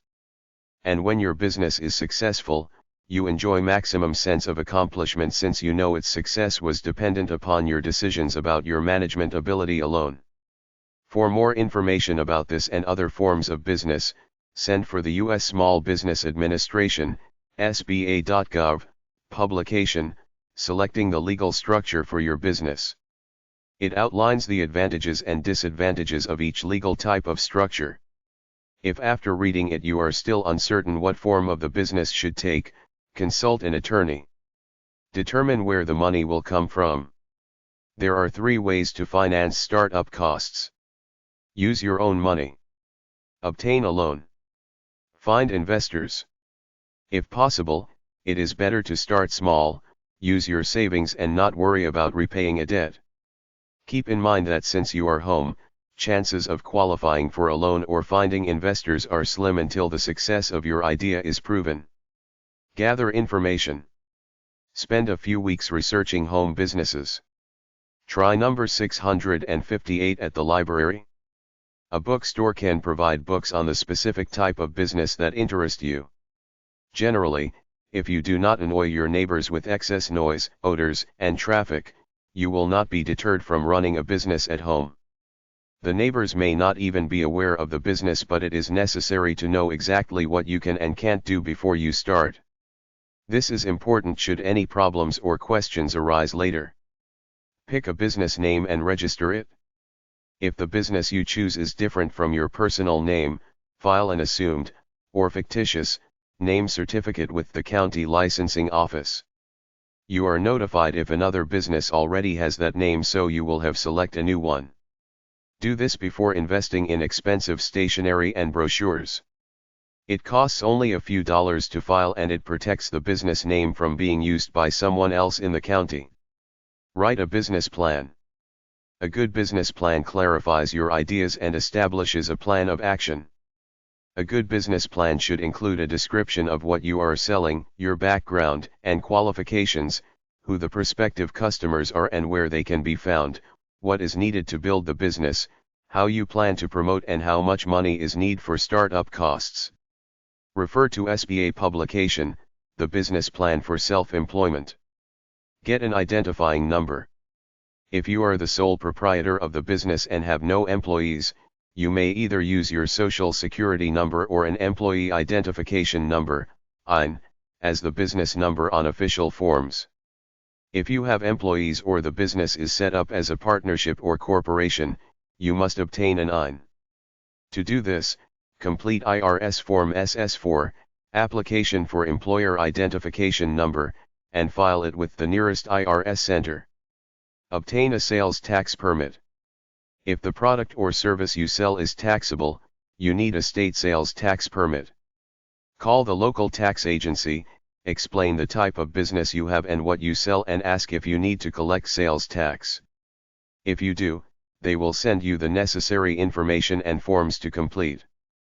You also use this tax number when you purchase items for resale. Obtain licenses and permits. It's important not to overlook any necessary license or permit. For example, some cities and counties require a general business license and most have special laws regarding the preparation and sale of food. Call City Hall to find out what is needed for your particular business. In addition, the local Chamber of Commerce provides information on city, county, and state licenses and permits. Make up business cards, stationery, brochures, etc. Spend time on the color, design, and paper for these items. They make a definite impression on the people who receive them. If you are not certain as to what is most suitable and effective, consult a graphics designer or a creative printer whose work you like. Open a business checking account. Call several banks to find out what services they offer and what minimum balance, if any, must be maintained to avoid paying a service charge. Ask about merchant credit card status if you plan to offer this convenience to your customers. Bank fees can be significant, so shop around for the best deal. If your personal checking account is with a credit union, see if it can also provide a separate business account. When you open your account, you may need to show the assumed name certificate and business license. Finally, investigate obtaining a credit card in the business's name. If this is not possible, set aside a personal credit card to use for business expenses. Set up record-keeping systems. Put together a simple and effective bookkeeping system with an 8.5x11 3-ring binder, columnar pad sheets and 12 pocket dividers from the office supply store. For each month, set up columnar sheets for income and expenses. Use a pocket divider for each month's receipts, bank statement, deposit tickets, and canceled checks. Use an automobile log for business mileage. For more information on record keeping, see IRS publication number 583, Information for Business Taxpayers. Check IRS requirements. Get IRS publication number 587, Business Use of the Home. Also become familiar with these IRS forms. Schedule SE, Compensation of Social Security Self-Employment Tax. Schedule 1040 ES, Estimated Tax for Individuals. Depending on circumstances, you may have to file them. Outfit the business. Make a list of everything needed to start the business, but before you buy anything, look around the house for things you already own that are usable. When you are ready to start purchasing, check the classified ads and garage sales. Both are good, inexpensive sources for office furniture, typewriters, computers, answering machines, etc., but only what is absolutely necessary for startup, and wait until the business is off the ground to get the extras. Call the telephone company to find out the cost of a business phone in your area. If you cannot afford a separate business line, investigate the telephone company's regulations on using your personal phone in a business. It may be possible to do this if you follow certain guidelines. Keep a record of long-distance business calls, as they are a deductible expense. Consider the benefits of an answering machine to catch calls when you are out. Using a post office box as the business address downplays the fact you are home. It also prevents customers from dropping in at all hours. While looking into box rental, ask for information on the various postal rates, particularly bulk rate, if you plan to do large or specialized mailings. If you mail many packages, check out United Parcel Service, UPS.com, as it is less expensive than the post office, USPS.gov, USPS.com. Check with your homeowner's insurance agent about a rider for your existing policy or the need for a separate business policy. Also make sure you have adequate personal and product liability coverage. Shop around, as each company has different rules regarding home businesses. To save money on medical insurance, join an association and participate in their group plan. One such body is the National Association for the Self-Employed, 800-527-5504. Self-Employment Essay 7. If you expect any level of success, you must set goals. If you expect to be successful, you must determine what that means to you and the best way to achieve it. Many people start out on a part-time basis after their regular jobs to see how much they can handle. Then when their incomes reach a certain level, they switch over and go full-time. To determine your abilities, you will have to take an inventory of yourself. Decide what you enjoy doing the most and what you feel you would be good at. Examine every possibility and include every skill you have, no matter how slight. Be cautious before you invest any money. Check it out by making inquiries directly to the company, competitors, or firms who are marketing a product similar to the one you are interested in. Test it on a small scale. Check it out thoroughly. Starting a business at home is an economical way to start a small business that can easily grow into a larger one. Many entrepreneurs have proven that you don't need a huge manufacturing plant to develop a successful business. Some of the most successful businesses in existence today started in a spare room or garage. It isn't how you start out that is important. What really matters is, do you have the courage to begin? Take a close look at your interests and abilities and then decide what type of marketing you want to do. For example, do you want to assemble items and sell them back to the manufacturer? Do you want to sell directly to people, or would you prefer selling wholesale to retail outlets? If you prefer doing piecework or assembling items for manufacturers, Make certain it's something you enjoy working with. If you enjoy one-on-one sales, then test the product out on your friends, relatives, and neighbors. The object is to find out what has the most appeal. Self-employment essays 8. A home business takes full advantage of three major goals of modern business success. Vastly reduced overhead. Easy access to a global market. Full advantage of telecommunications. To not have the basic telecommunications toys, computer, modem, fax, and telephones is stupid. Still, even in this day and age, many people strongly resist the one element that is undoubtedly the heart and brain of any successful home business, the computer. At the least, you can learn typing/word processing, accounting, then move on to the internet. You can start out with a cheap, used PC, then upgrade as you move on. You can even place cheap telephone calls worldwide via the internet. The telephone, the fax machine, the computer, the modem are the key to eliminating your need to drive a hectic freeway every day to get to a place of business outside your home. With these devices at our disposal, we should allow ourselves to think globally. Too often, home businesses focus on the narrowest market, the neighborhood, the county, the city, or state. This is fine if you are providing a local service and are content with a certain moderate level of income, but if you want the big bucks, you should not think small. Also, you should not believe that, just because you are home, you cannot compete with the big guys, especially if you get a website. The purpose of any business is to seek out every possible market for its products and services, to ascertain whether these markets have the ability to buy these products/services, to determine whether there is sufficient profit in these markets to warrant approaching them, and, once positive assessment has been made, to launch a sustained marketing campaign that gets a significant percentage of this market to purchase the product or service in question. As a home entrepreneur, you will not have all of the disadvantages of your more traditional competitors: no office rent, equipment, or expense, no employees to pay salaries and fringe benefits to, no time wasted on meetings, employee problems, paid sick leave, etc.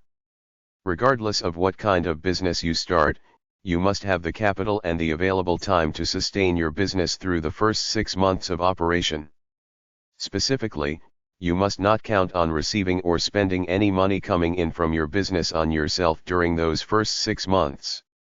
All the income from your business should be reinvested in your business in order for it to grow and reach your planned first-year potential. If you've got your business plan properly organized and have implemented the plan, you should, at the end of your first year, be able to begin thinking about hiring other people to alleviate some of your workload. Starting a successful business is not a means towards either a job for yourself or a way to keep busy. It should be regarded as the beginning of an enterprise that will grow and prosper with you as the top dog. Eventually, you'll have other people doing work for you, even running the entire operation while you collect or receive regular income from your initial efforts. Running your own business is all about being inspired 24 hours a day. When you stop selling your body and soul to some company or corporation and start giving your energy to yourself, work has a way of turning into inspiration and play. The perfect work for you is that which you don't think of as work, yet doing it makes money and provides you with the bread and shelter of life. Organize the house and yourself. To have more time for business, organize and simplify household routines. Start by holding a garage sale to get rid of unnecessary possessions. Next, have a family conference and divide household duties, making sure each person does his or her part. Set up a planning notebook to keep track of appointments, things to do, calls to make, errands to run, shopping, etc.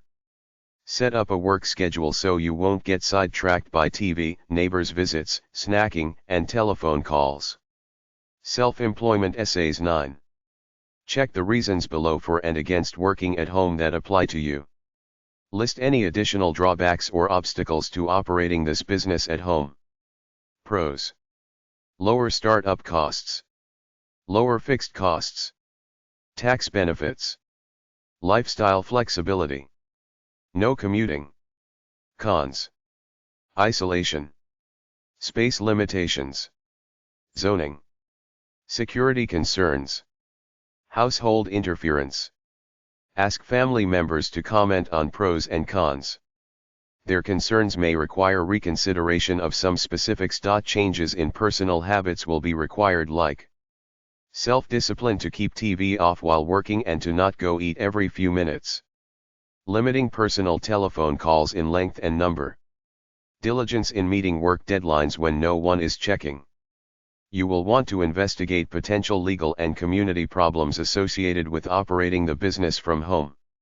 You should gather, read, and digest specialized information concerning federal, state, county and municipal laws and regulations concerning home business operations.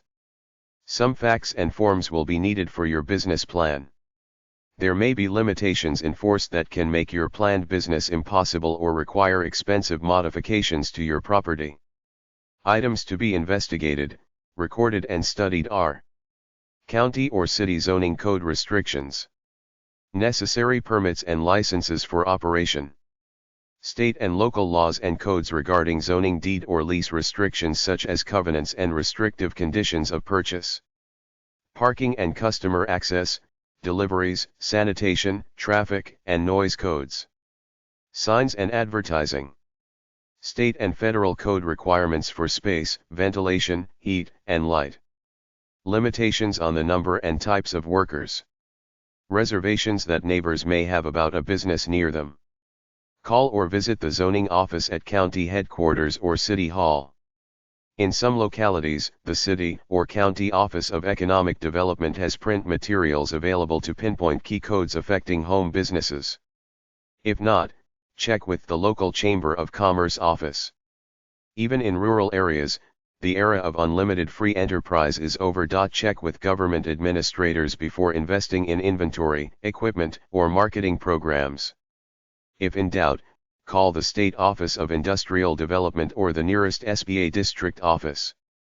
In some states, the county agent or home demonstration agent will have helpful information concerning rural or farm business development. In addition to community government investigations, contact your insurance company or agent. It is almost certain that significant changes will be required in your coverage and limits when you start a home business. When you have written a good description of your business, call your agent for help in insuring you properly against new hazards resulting from your business operations such as fire, theft, and casualty damage to inventories and equipment. Business interruption coverage. Fidelity bonds for employees. Liability for customers, vendors, and others visiting the business. Workmen's compensation. Group health and life insurance. Product liability coverage if you make and/or sell a product, workmanship liability for services. Business use of vehicle coverage. After you have gathered as much information as seems practical, you may wish to evaluate a home site versus other nearby locations. Here's a checklist of points. 1. Customer convenience. 2. Availability of merchandise or raw materials. 3. Nearby competition. 4. Transportation availability and rates. 5. Quality and quantity of employees available. 6. Availability of parking facilities. 7. Adequacy of utilities, sewer, water, power, gas. 8. Traffic flow. 9. Tax burden. 10. Quality of police and fire services. 11. Environmental factors. 12. Physical suitability of building. 13. Provision for future expansion. 14. Vendor delivery access. 15. Personal convenience. 16. Cost of operation. 17. Other factors including how big you can get without moving. Self-employment essays. 10. Select a business name that is descriptive but not limiting. If you are not incorporating, you can use your name in the company title if it's simple and easily pronounceable, such as Dave's Telephone Services. If your name is difficult to say, consider using the town name or any old name: Royal, Superior, Brothers, Central, Western, Better, Greenwood, Parker, Greenlight, etc. Keep it simple. Select the type of business you want to be. Incorporation carries the most prestige, but it isn't always the most practical choice for a small business. You can always start as a sole proprietor and work your way up as the business expands. A sole proprietor is the simplest form of business structure, although you are personally liable for all business debts. A partnership will be necessary if you have someone else sharing the profits and expenses of the business with you. An accountant or an attorney can illustrate the advantages and disadvantages of each entity and help you determine what course to take. Obtain enough supplies to launch your business. Be well equipped with the basics. Pencils, pens, notepaper, index cards, paper clips, rubber bands, staplers. These supplies should be purchased in quantity. Get a ledger notebook to record revenue and expenses. Also include a calendar to note important dates. Order business stationery and envelopes along with business cards. If you wish, hire a graphic artist to design a logo for your business. This should appear on the card, letterhead, and envelope.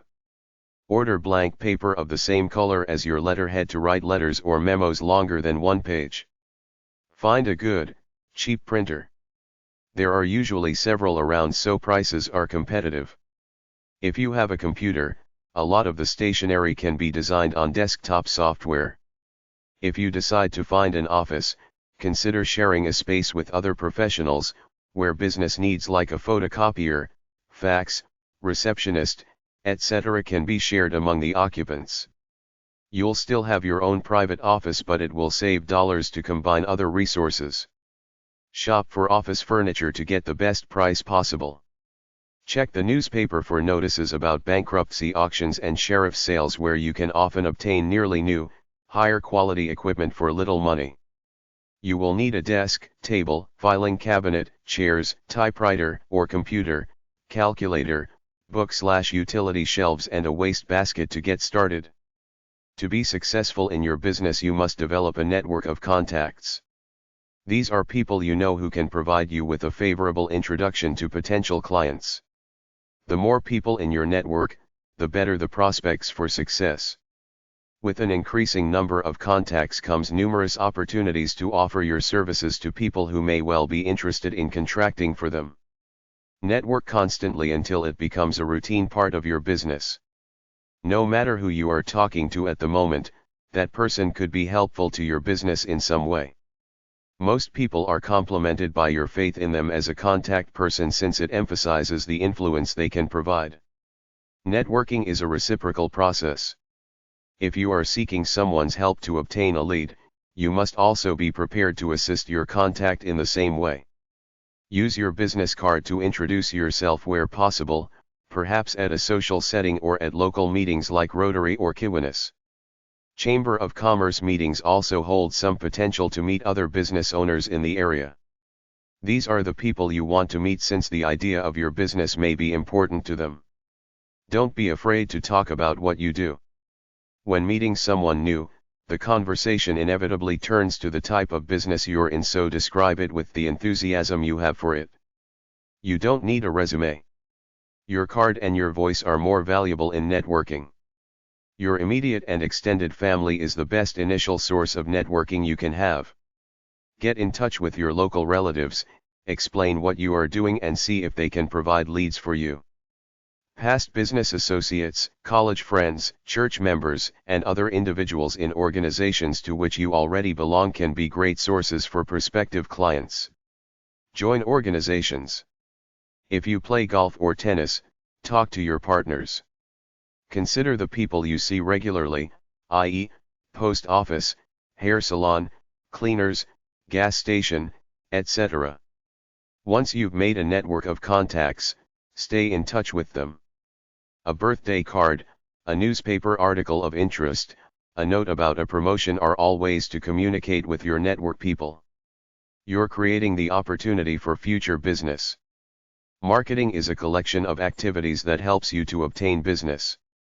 These actions may involve advertising, direct mail, press releases, public appearances, promotional flyers or brochures. Your services will not be contracted unless people know about them. Marketing should create image for you, one that is professional and encourages individuals to look further into what you have to offer. Narrowing down your scope of marketing to concentrate on the people most likely to contract for your type of business requires thoughtful analysis. You could begin by focusing on just sole proprietors at first. These are people most likely to be working away from their business and in potential need of phone help. There are numerous media outlets to advertise your services. It costs money to advertise in newspapers or to send brochures out to targeted potential customers, so gauge your budget accordingly when selecting your marketing outlets. Radio and television advertising also carry a price but can be effective in reaching a broad number of people. Your marketing pieces, whether a brochure, advertisement, or commercial, must list plenty of reasons for your services being important and specifically why you provide these services. You should decide on and then list the services you offer, as some or all of this copy will become a focal point of any piece you create. A brochure can provide a professional image for you while serving functionally to explain the services you provide. It should be simple in appearance and easy to read and absorb. Be informative without being wordy. Anticipate and answer the questions someone might have about your type of business, such as how many hours per day your service will take calls. The brochure layout is usually a 6-panel, front and back 8.5 x 11-inch sheet of paper. Get your local printer to set it up for you. The brochure can be used as a handout piece. It adds credence to your business venture and lifts you above those others who don't bother investing the money in this important marketing tool. A classified advertisement offering your services may initiate some phone calls, but a larger display advertisement is more likely to draw your potential prospects' attention. Your advertisement should be written to attract the eye of the reader. The headline is the most critical part of the piece, and this will either invite the reader to keep reading or to go on to the next page. People buy most often for emotional reasons. You are selling a service. Thus, the advertisement you create must have an emotional pull that can convince a person to call you for more information. If the emotional enticement is to help a business financially, to provide that human touch in a mechanized world, you will have a better chance of attracting potential clients. The most effective ads tell us enough information but leave the reader curious to know more, thus inviting the person to call in.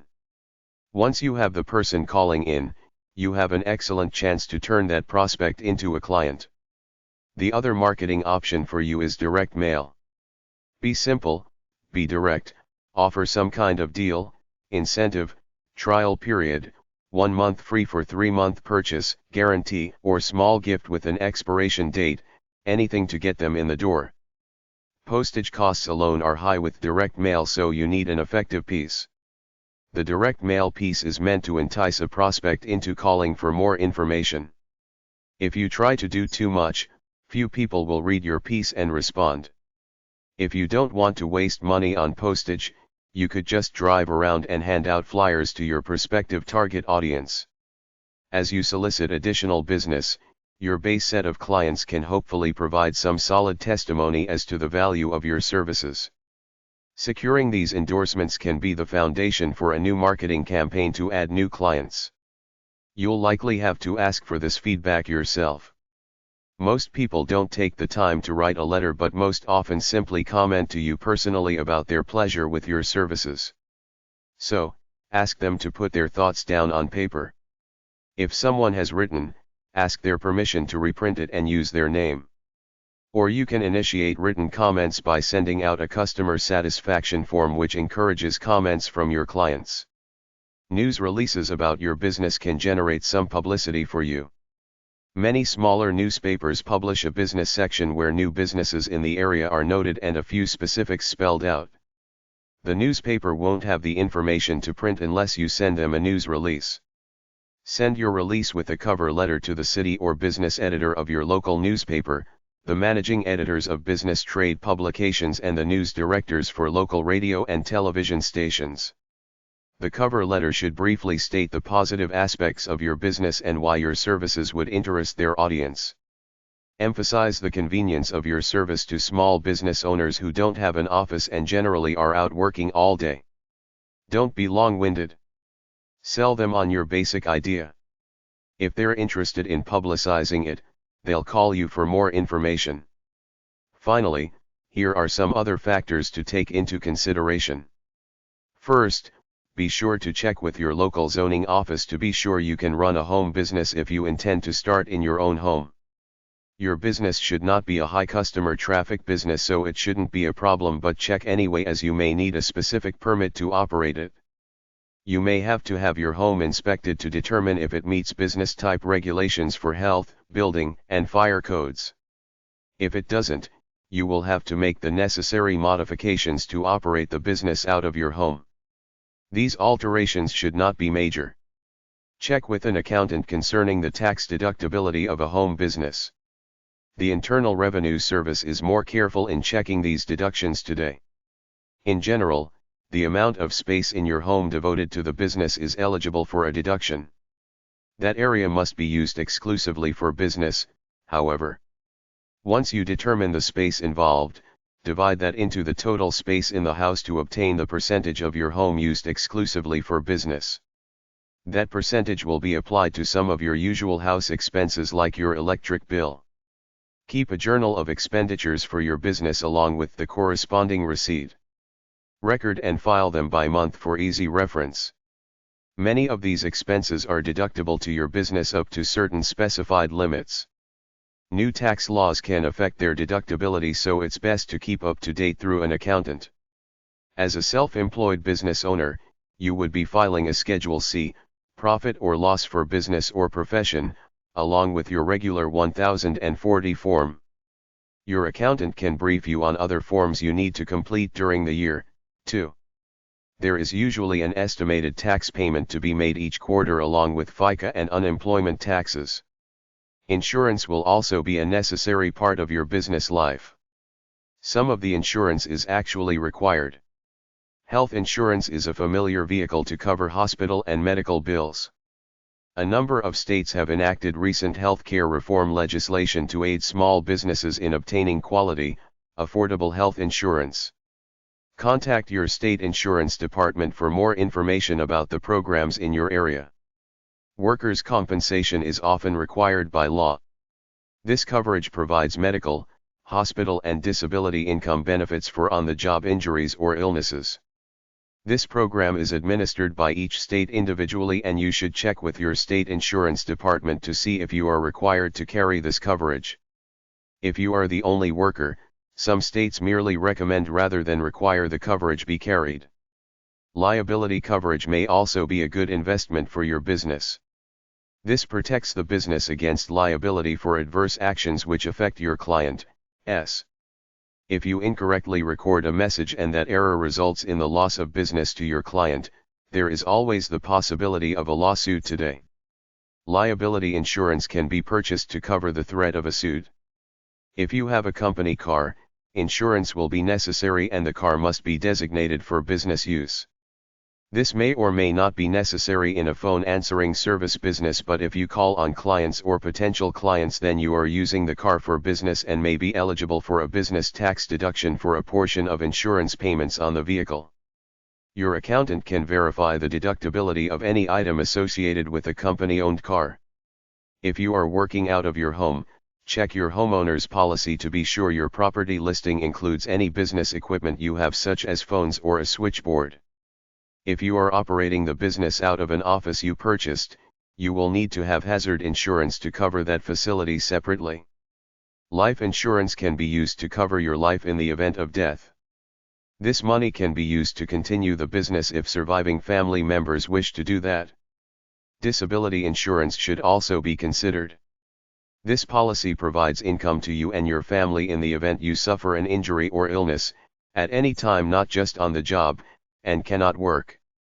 Many insurance companies do not offer this type of coverage to business owners who work out of their own home, but check with your insurance agent to see what he or she can find. If you have a partner, you might also consider some type of buy-sell coverage so that if one of you dies or becomes severely disabled, the healthy owner can buy the interest in the business back from the one affected. Both life and disability insurance is available to fund this need. Finally, you should also keep an eye towards the day when you will retire from working. Business owners are able to put money into various pension-type vehicles on a tax-favorable basis. Here are 3 common types of retirement plans for self-employed business plans. The Individual Retirement Account, IRA, the Simplified Employee Pension, SEP, and the KIA Plan, often called HR10. The IRA is a familiar vehicle that lets you put up to $2,000 a year before taxes into a retirement plan. For many business owners, this amount is insufficient, thus other vehicles where larger amounts can be put away for retirement are more attractive. A simplified employee pension plan is similar to an IRA except you can contribute much more to it, up to 15% of your income but not more than $30,000 a year. That's significantly more than the $2,000 maximum pre-tax contribution under the IRA. The KIA plan is similar to the SEP except that the contribution percentage can be as high as 25%, up to $30,000. This type of plan is usually selected by sole proprietors. These retirement vehicles should be discussed with your accountant for advice on the best avenue to pursue. Not only do these programs serve as a source for retirement funds, they also assist the business owner with reducing current tax liability. All business owners should review their options carefully. You should now have all the information you need to determine if a phone answering service is the right business startup idea for you. Self-employment essays 11. The first place to look for financing is right at home. Take an inventory of items you don't need and have a garage sale. Next, turn to members of your family or close friends who have faith in you and want to see you succeed. Offer to repay them through profit sharing. Go to individuals in your community who believe in your personal worth. If you have a good credit history, your banker should consider you a good financial risk. 2 other excellent sources would be your local Small Business Administration, SBA.gov, and Chamber of Commerce, uschamber.com/chambers. SBA has low-interest loans available for qualified applicants and your local Chamber of Commerce can assist you with referrals and other helpful information. Give people something they want that is either too difficult or too expensive to get elsewhere. That's why the internet is so successful for small businesses. The average middle-class Martha Stewart-type citizen would like a cuckoo clock, but until the internet came around, you couldn't find them, not even in a large city. But nowadays, people have started websites catering exclusively to cuckoo clocks and make a respectable living at it. People who come face to face to your home will give you business if you produce results, but no matter what, you must give off a professional demeanor both in person and in the way you present the office in your home. They will understand that you're running a home business, but don't take liberties by walking around in your slippers and bathrobe. Dress the part, even at home. Self-employment essays 12. At one time, there were only small family businesses, but then the Industrial Revolution spawned the birth of corporations, and now there is a healthy mix of the two. In fact, many big corporations started out as small, family-owned home businesses. Home-based businesses have traditionally been called cottage industries, little family-run operations. Most home businesses nowadays start out the old-fashioned way. Some guy or gal working a job or running a business sees what they perceive to be a need in the marketplace of goods and services, so they start small and see how it goes, often without giving up their other occupation. This is the cheapest and most convenient way to go, rather than gambling a huge hunk of money upfront on some venture that could fail. You never know until you test the waters of the marketplace out. Also, working from home and having a home office means you can legally deduct some of your household expense on your tax return as a part of operating your business. Running a home business is also convenient. Everything is right there. You could have clients come to you even in a residentially zoned area as long as you're quiet about it, or you can do as many do. Nobody comes to them. They go out and meet their clients at their homes or offices. The IRS rules state that the physical portion of the home that you use for business exclusively can be deducted in your tax return. It must be either the principal place that you conduct business, a place where you meet with customers on a regular basis, or a separate structure like a workshop that you use in your trade. Get IRS Publication 587, irs.gov. In most cases, you can deduct all expenses directly related to the business. Some of the more common deductions are: telephone used just for business, the percentage of housing expenses used for the business including mortgage interest, real estate taxes, insurance, utilities, depreciation, and repairs. This is calculated in several ways, the most common being the percentage of square footage of the house used for business.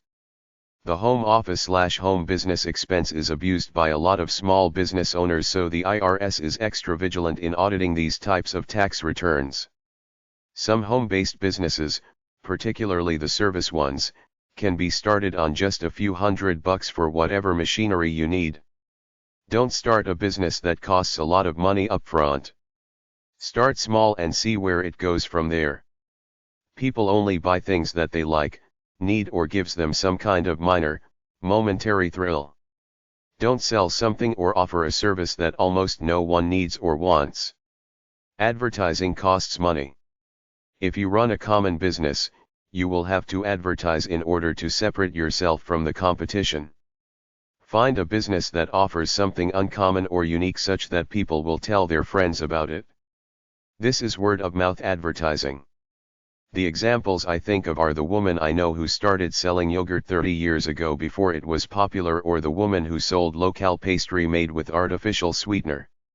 If it's a common business, either be cheaper, better, more enthusiastic, or advertise like hell to get a high visibility. In order to help you figure out what types of business to start, look over the following points. Do you think mechanically, trying to figure out how things work? Do you like to work with your hands? Do you like to fix, tinker, and create things? Are you creative, artistic? Do you like solving practical problems? Do you have any unique knowledge or skills that other people need? Do you like meeting and talking to new people? Do you like to help others with their practical problems? What about your aptitude, inner strength, fortitude, and discipline to run a home business? Are you willing to stay strong at the beginning when nobody knows who you are, therefore you get almost no business? Can you handle a workload greater than 40 hours a week, because when the customer calls, you have to be available no matter what? Is there anything in life that inspires you that you can parlay into a means to earn cash? What will you be doing in this particular business day by day? Write a schedule up for what you think you will be doing every day as an academic exercise. What money, equipment, and space will you need to start? Who will be your target customers, your demographic groups? What will your prices be? What will your profit be? What do you do to start? Whatever business you select, you have to be an expert at it, otherwise you will do shoddy work and get no repeat business. Study your competitors. Stay up on the latest technology. Improve on what the others in the same field do. Know your customers. Give them exactly what they want and then some. Find a need and fill it. Learn the business laws that apply to you and follow them in order to avoid trouble. Some residential areas don't allow home businesses. Most counties require a business license from the county clerk's office. There's also a health license if you sell food, income taxes, sales tax, other licenses particular to your profession, etc. Never overextend yourself money-wise.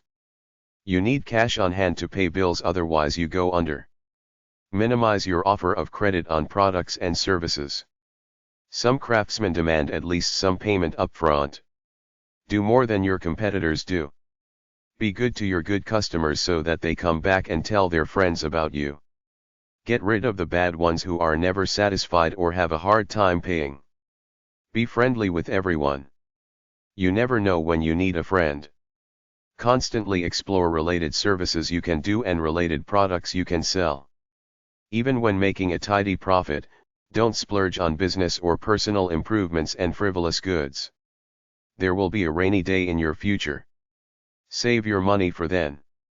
Constantly try to be better and do better. Self-employment essays 13. Some people are cut out to be in business.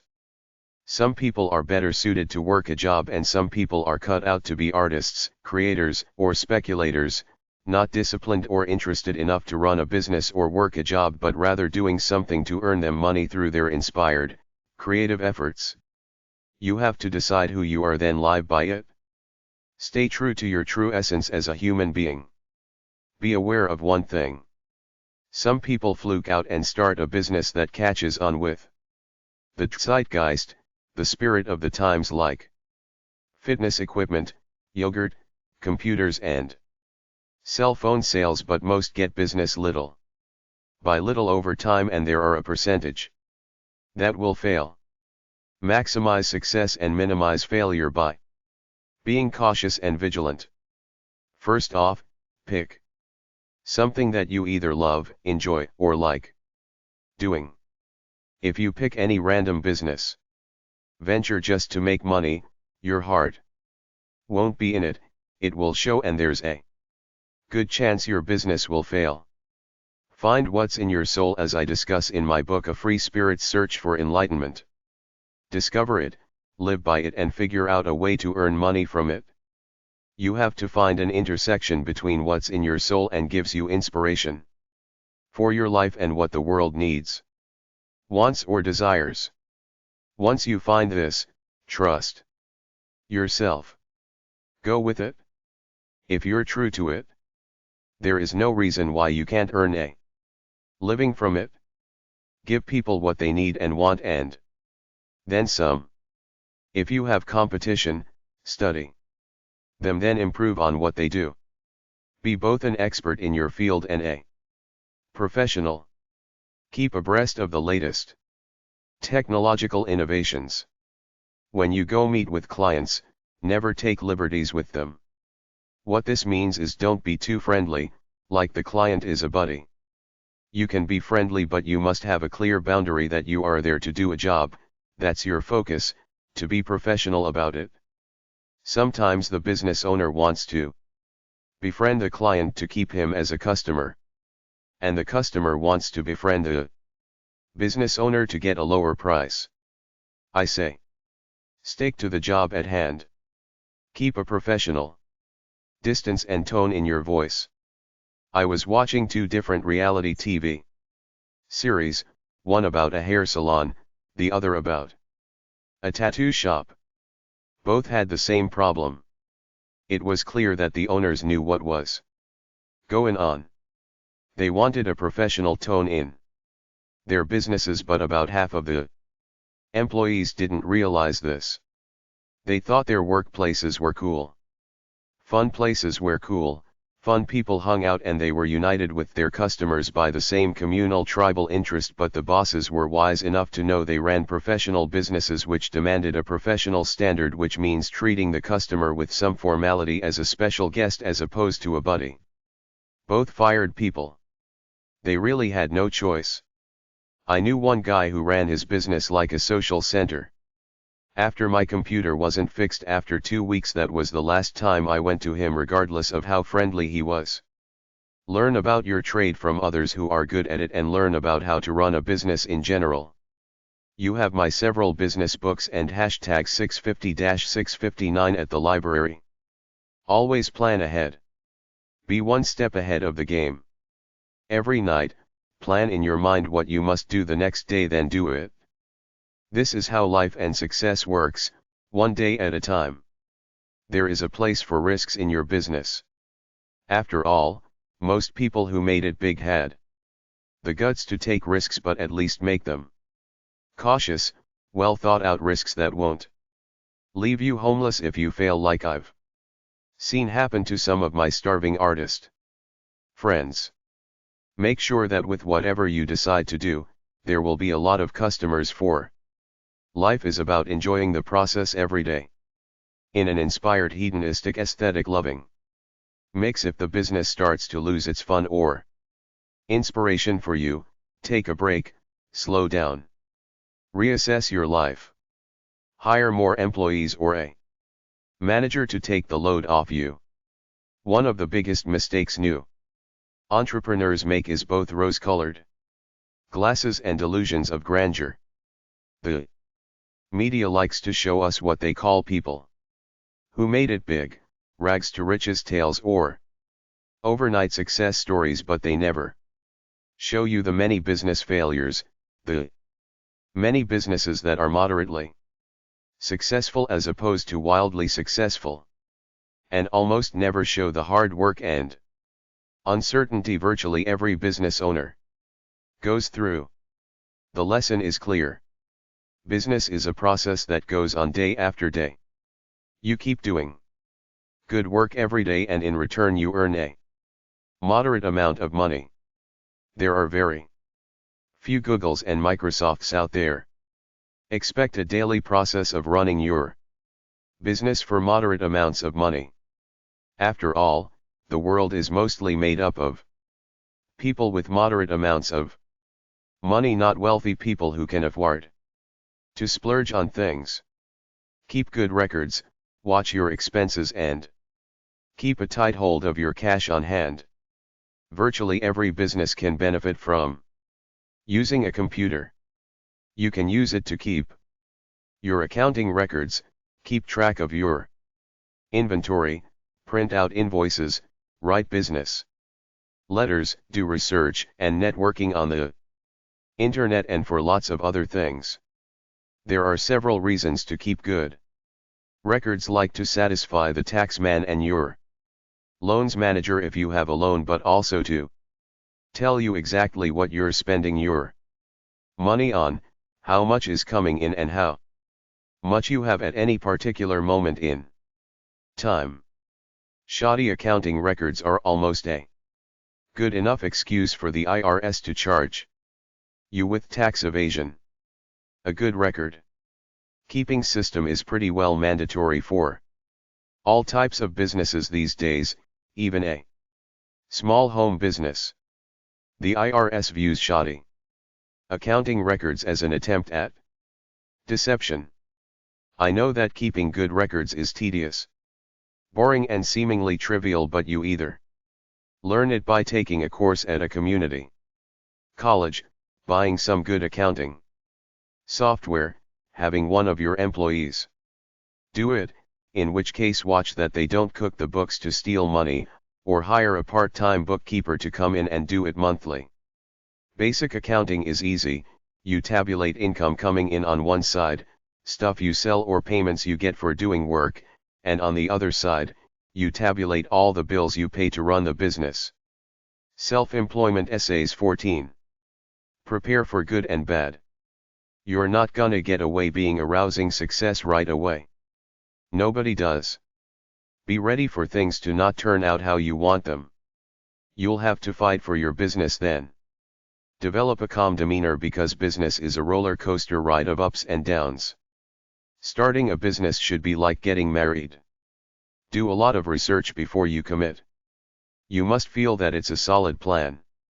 Be ready for hidden costs. It always costs more than you expect it to. Start simple as a sole proprietorship.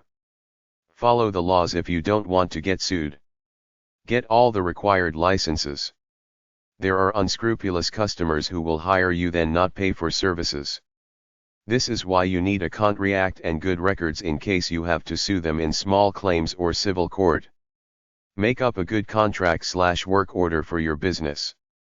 If somebody gives you a contract to sign, take the time to read it before you sign it. If you don't like a point, don't sign it and tell them to change that point, otherwise it's no deal. Don't bother with a trademark unless you go national. Go to sba.gov for info about the most basic steps of starting a business. Businesses fail all the time. The best thing you can do is advance research and write a good business plan. Don't lie to yourself about excessively rosy expectations. The biggest problem is debt you can't pay back. Don't necessarily expand when you start to make money. Save some money for a year, then see. If you're operating out of your home and seeing clients there, don't mix business with your domestic life. There has to be a definite partition. The garage is a good place to set up your office. If your basement has a separate entrance, you can build an office down there. Get a business cell phone. Always answer it live. If you run a repair service, but rather than having customers come to you because you don't have a facility, don't charge them extra for going to them. They were willing to come to you, but you went to them and tacked $20 on the bill. That's good if you want one-time customers.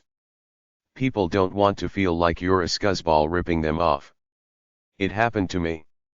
I offered to bring my printer up to some guy I saw in an ad in the Yellow Pages.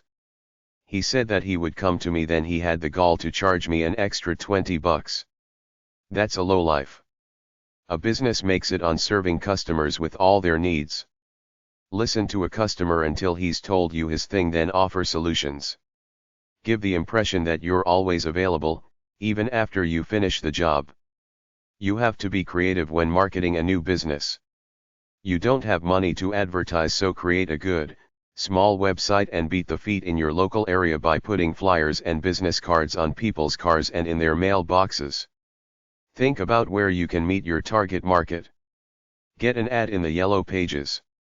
Consider teaching a course in your field through the local adult education program in order to network and meet potential customers. Give free speeches at churches and clubs. Get a booth at a trade show.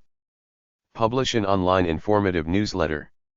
Offer online coupons on your website that potential customers can print out on their computer. If you have a service that local newspapers and magazines can use, offer your service in exchange for advertising space. If you get more business than you can handle, hire employees and freelance subcontractors and move into a commercial space if you have to.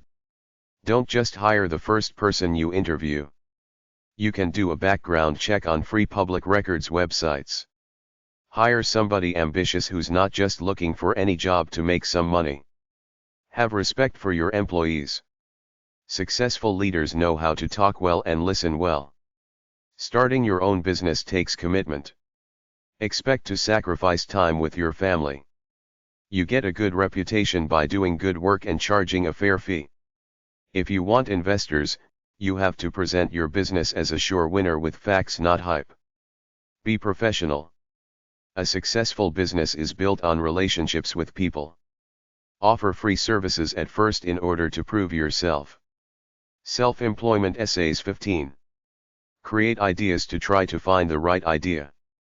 Think up a new ideas or copy others who have been successful without violating intellectual property rights. Predict the future. What's the next trend / what do people want and need? Contemplate your ideas to see if you can make money from any of them. The idea has to be simple. Complicated ideas don't seem to make it. Determine the startup cost, the profit margin and the time necessary to spend on it. Examine your competition. Learn from them. How will you get customers? How can you help others? Create your nuts and bolts business with your product or service, figure out delivery, payment processing, etc. Decide on a price that will maximize profit. How do you market and tell the world who you are and what you do? Get a merchant credit card account to be able to accept credit cards. Focus on the big parts of the business, not the small stuff. Constantly advertise and market. Don't get weak. Keep at it all the time. Find creative ways to sell. Keep trying to improve your business. Keep revising and testing. People want to think they're getting a deal. Have sales, coupons, etc. Track your progress. Watch your cash flow. Don't trust anyone too much, especially with money.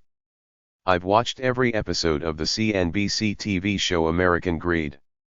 People think up all kinds of ways to steal money from within a company. Grow what works, stop what doesn't. When you truly help people, you make money. michael-bonnell.com/from-idea-to-income-in-27-days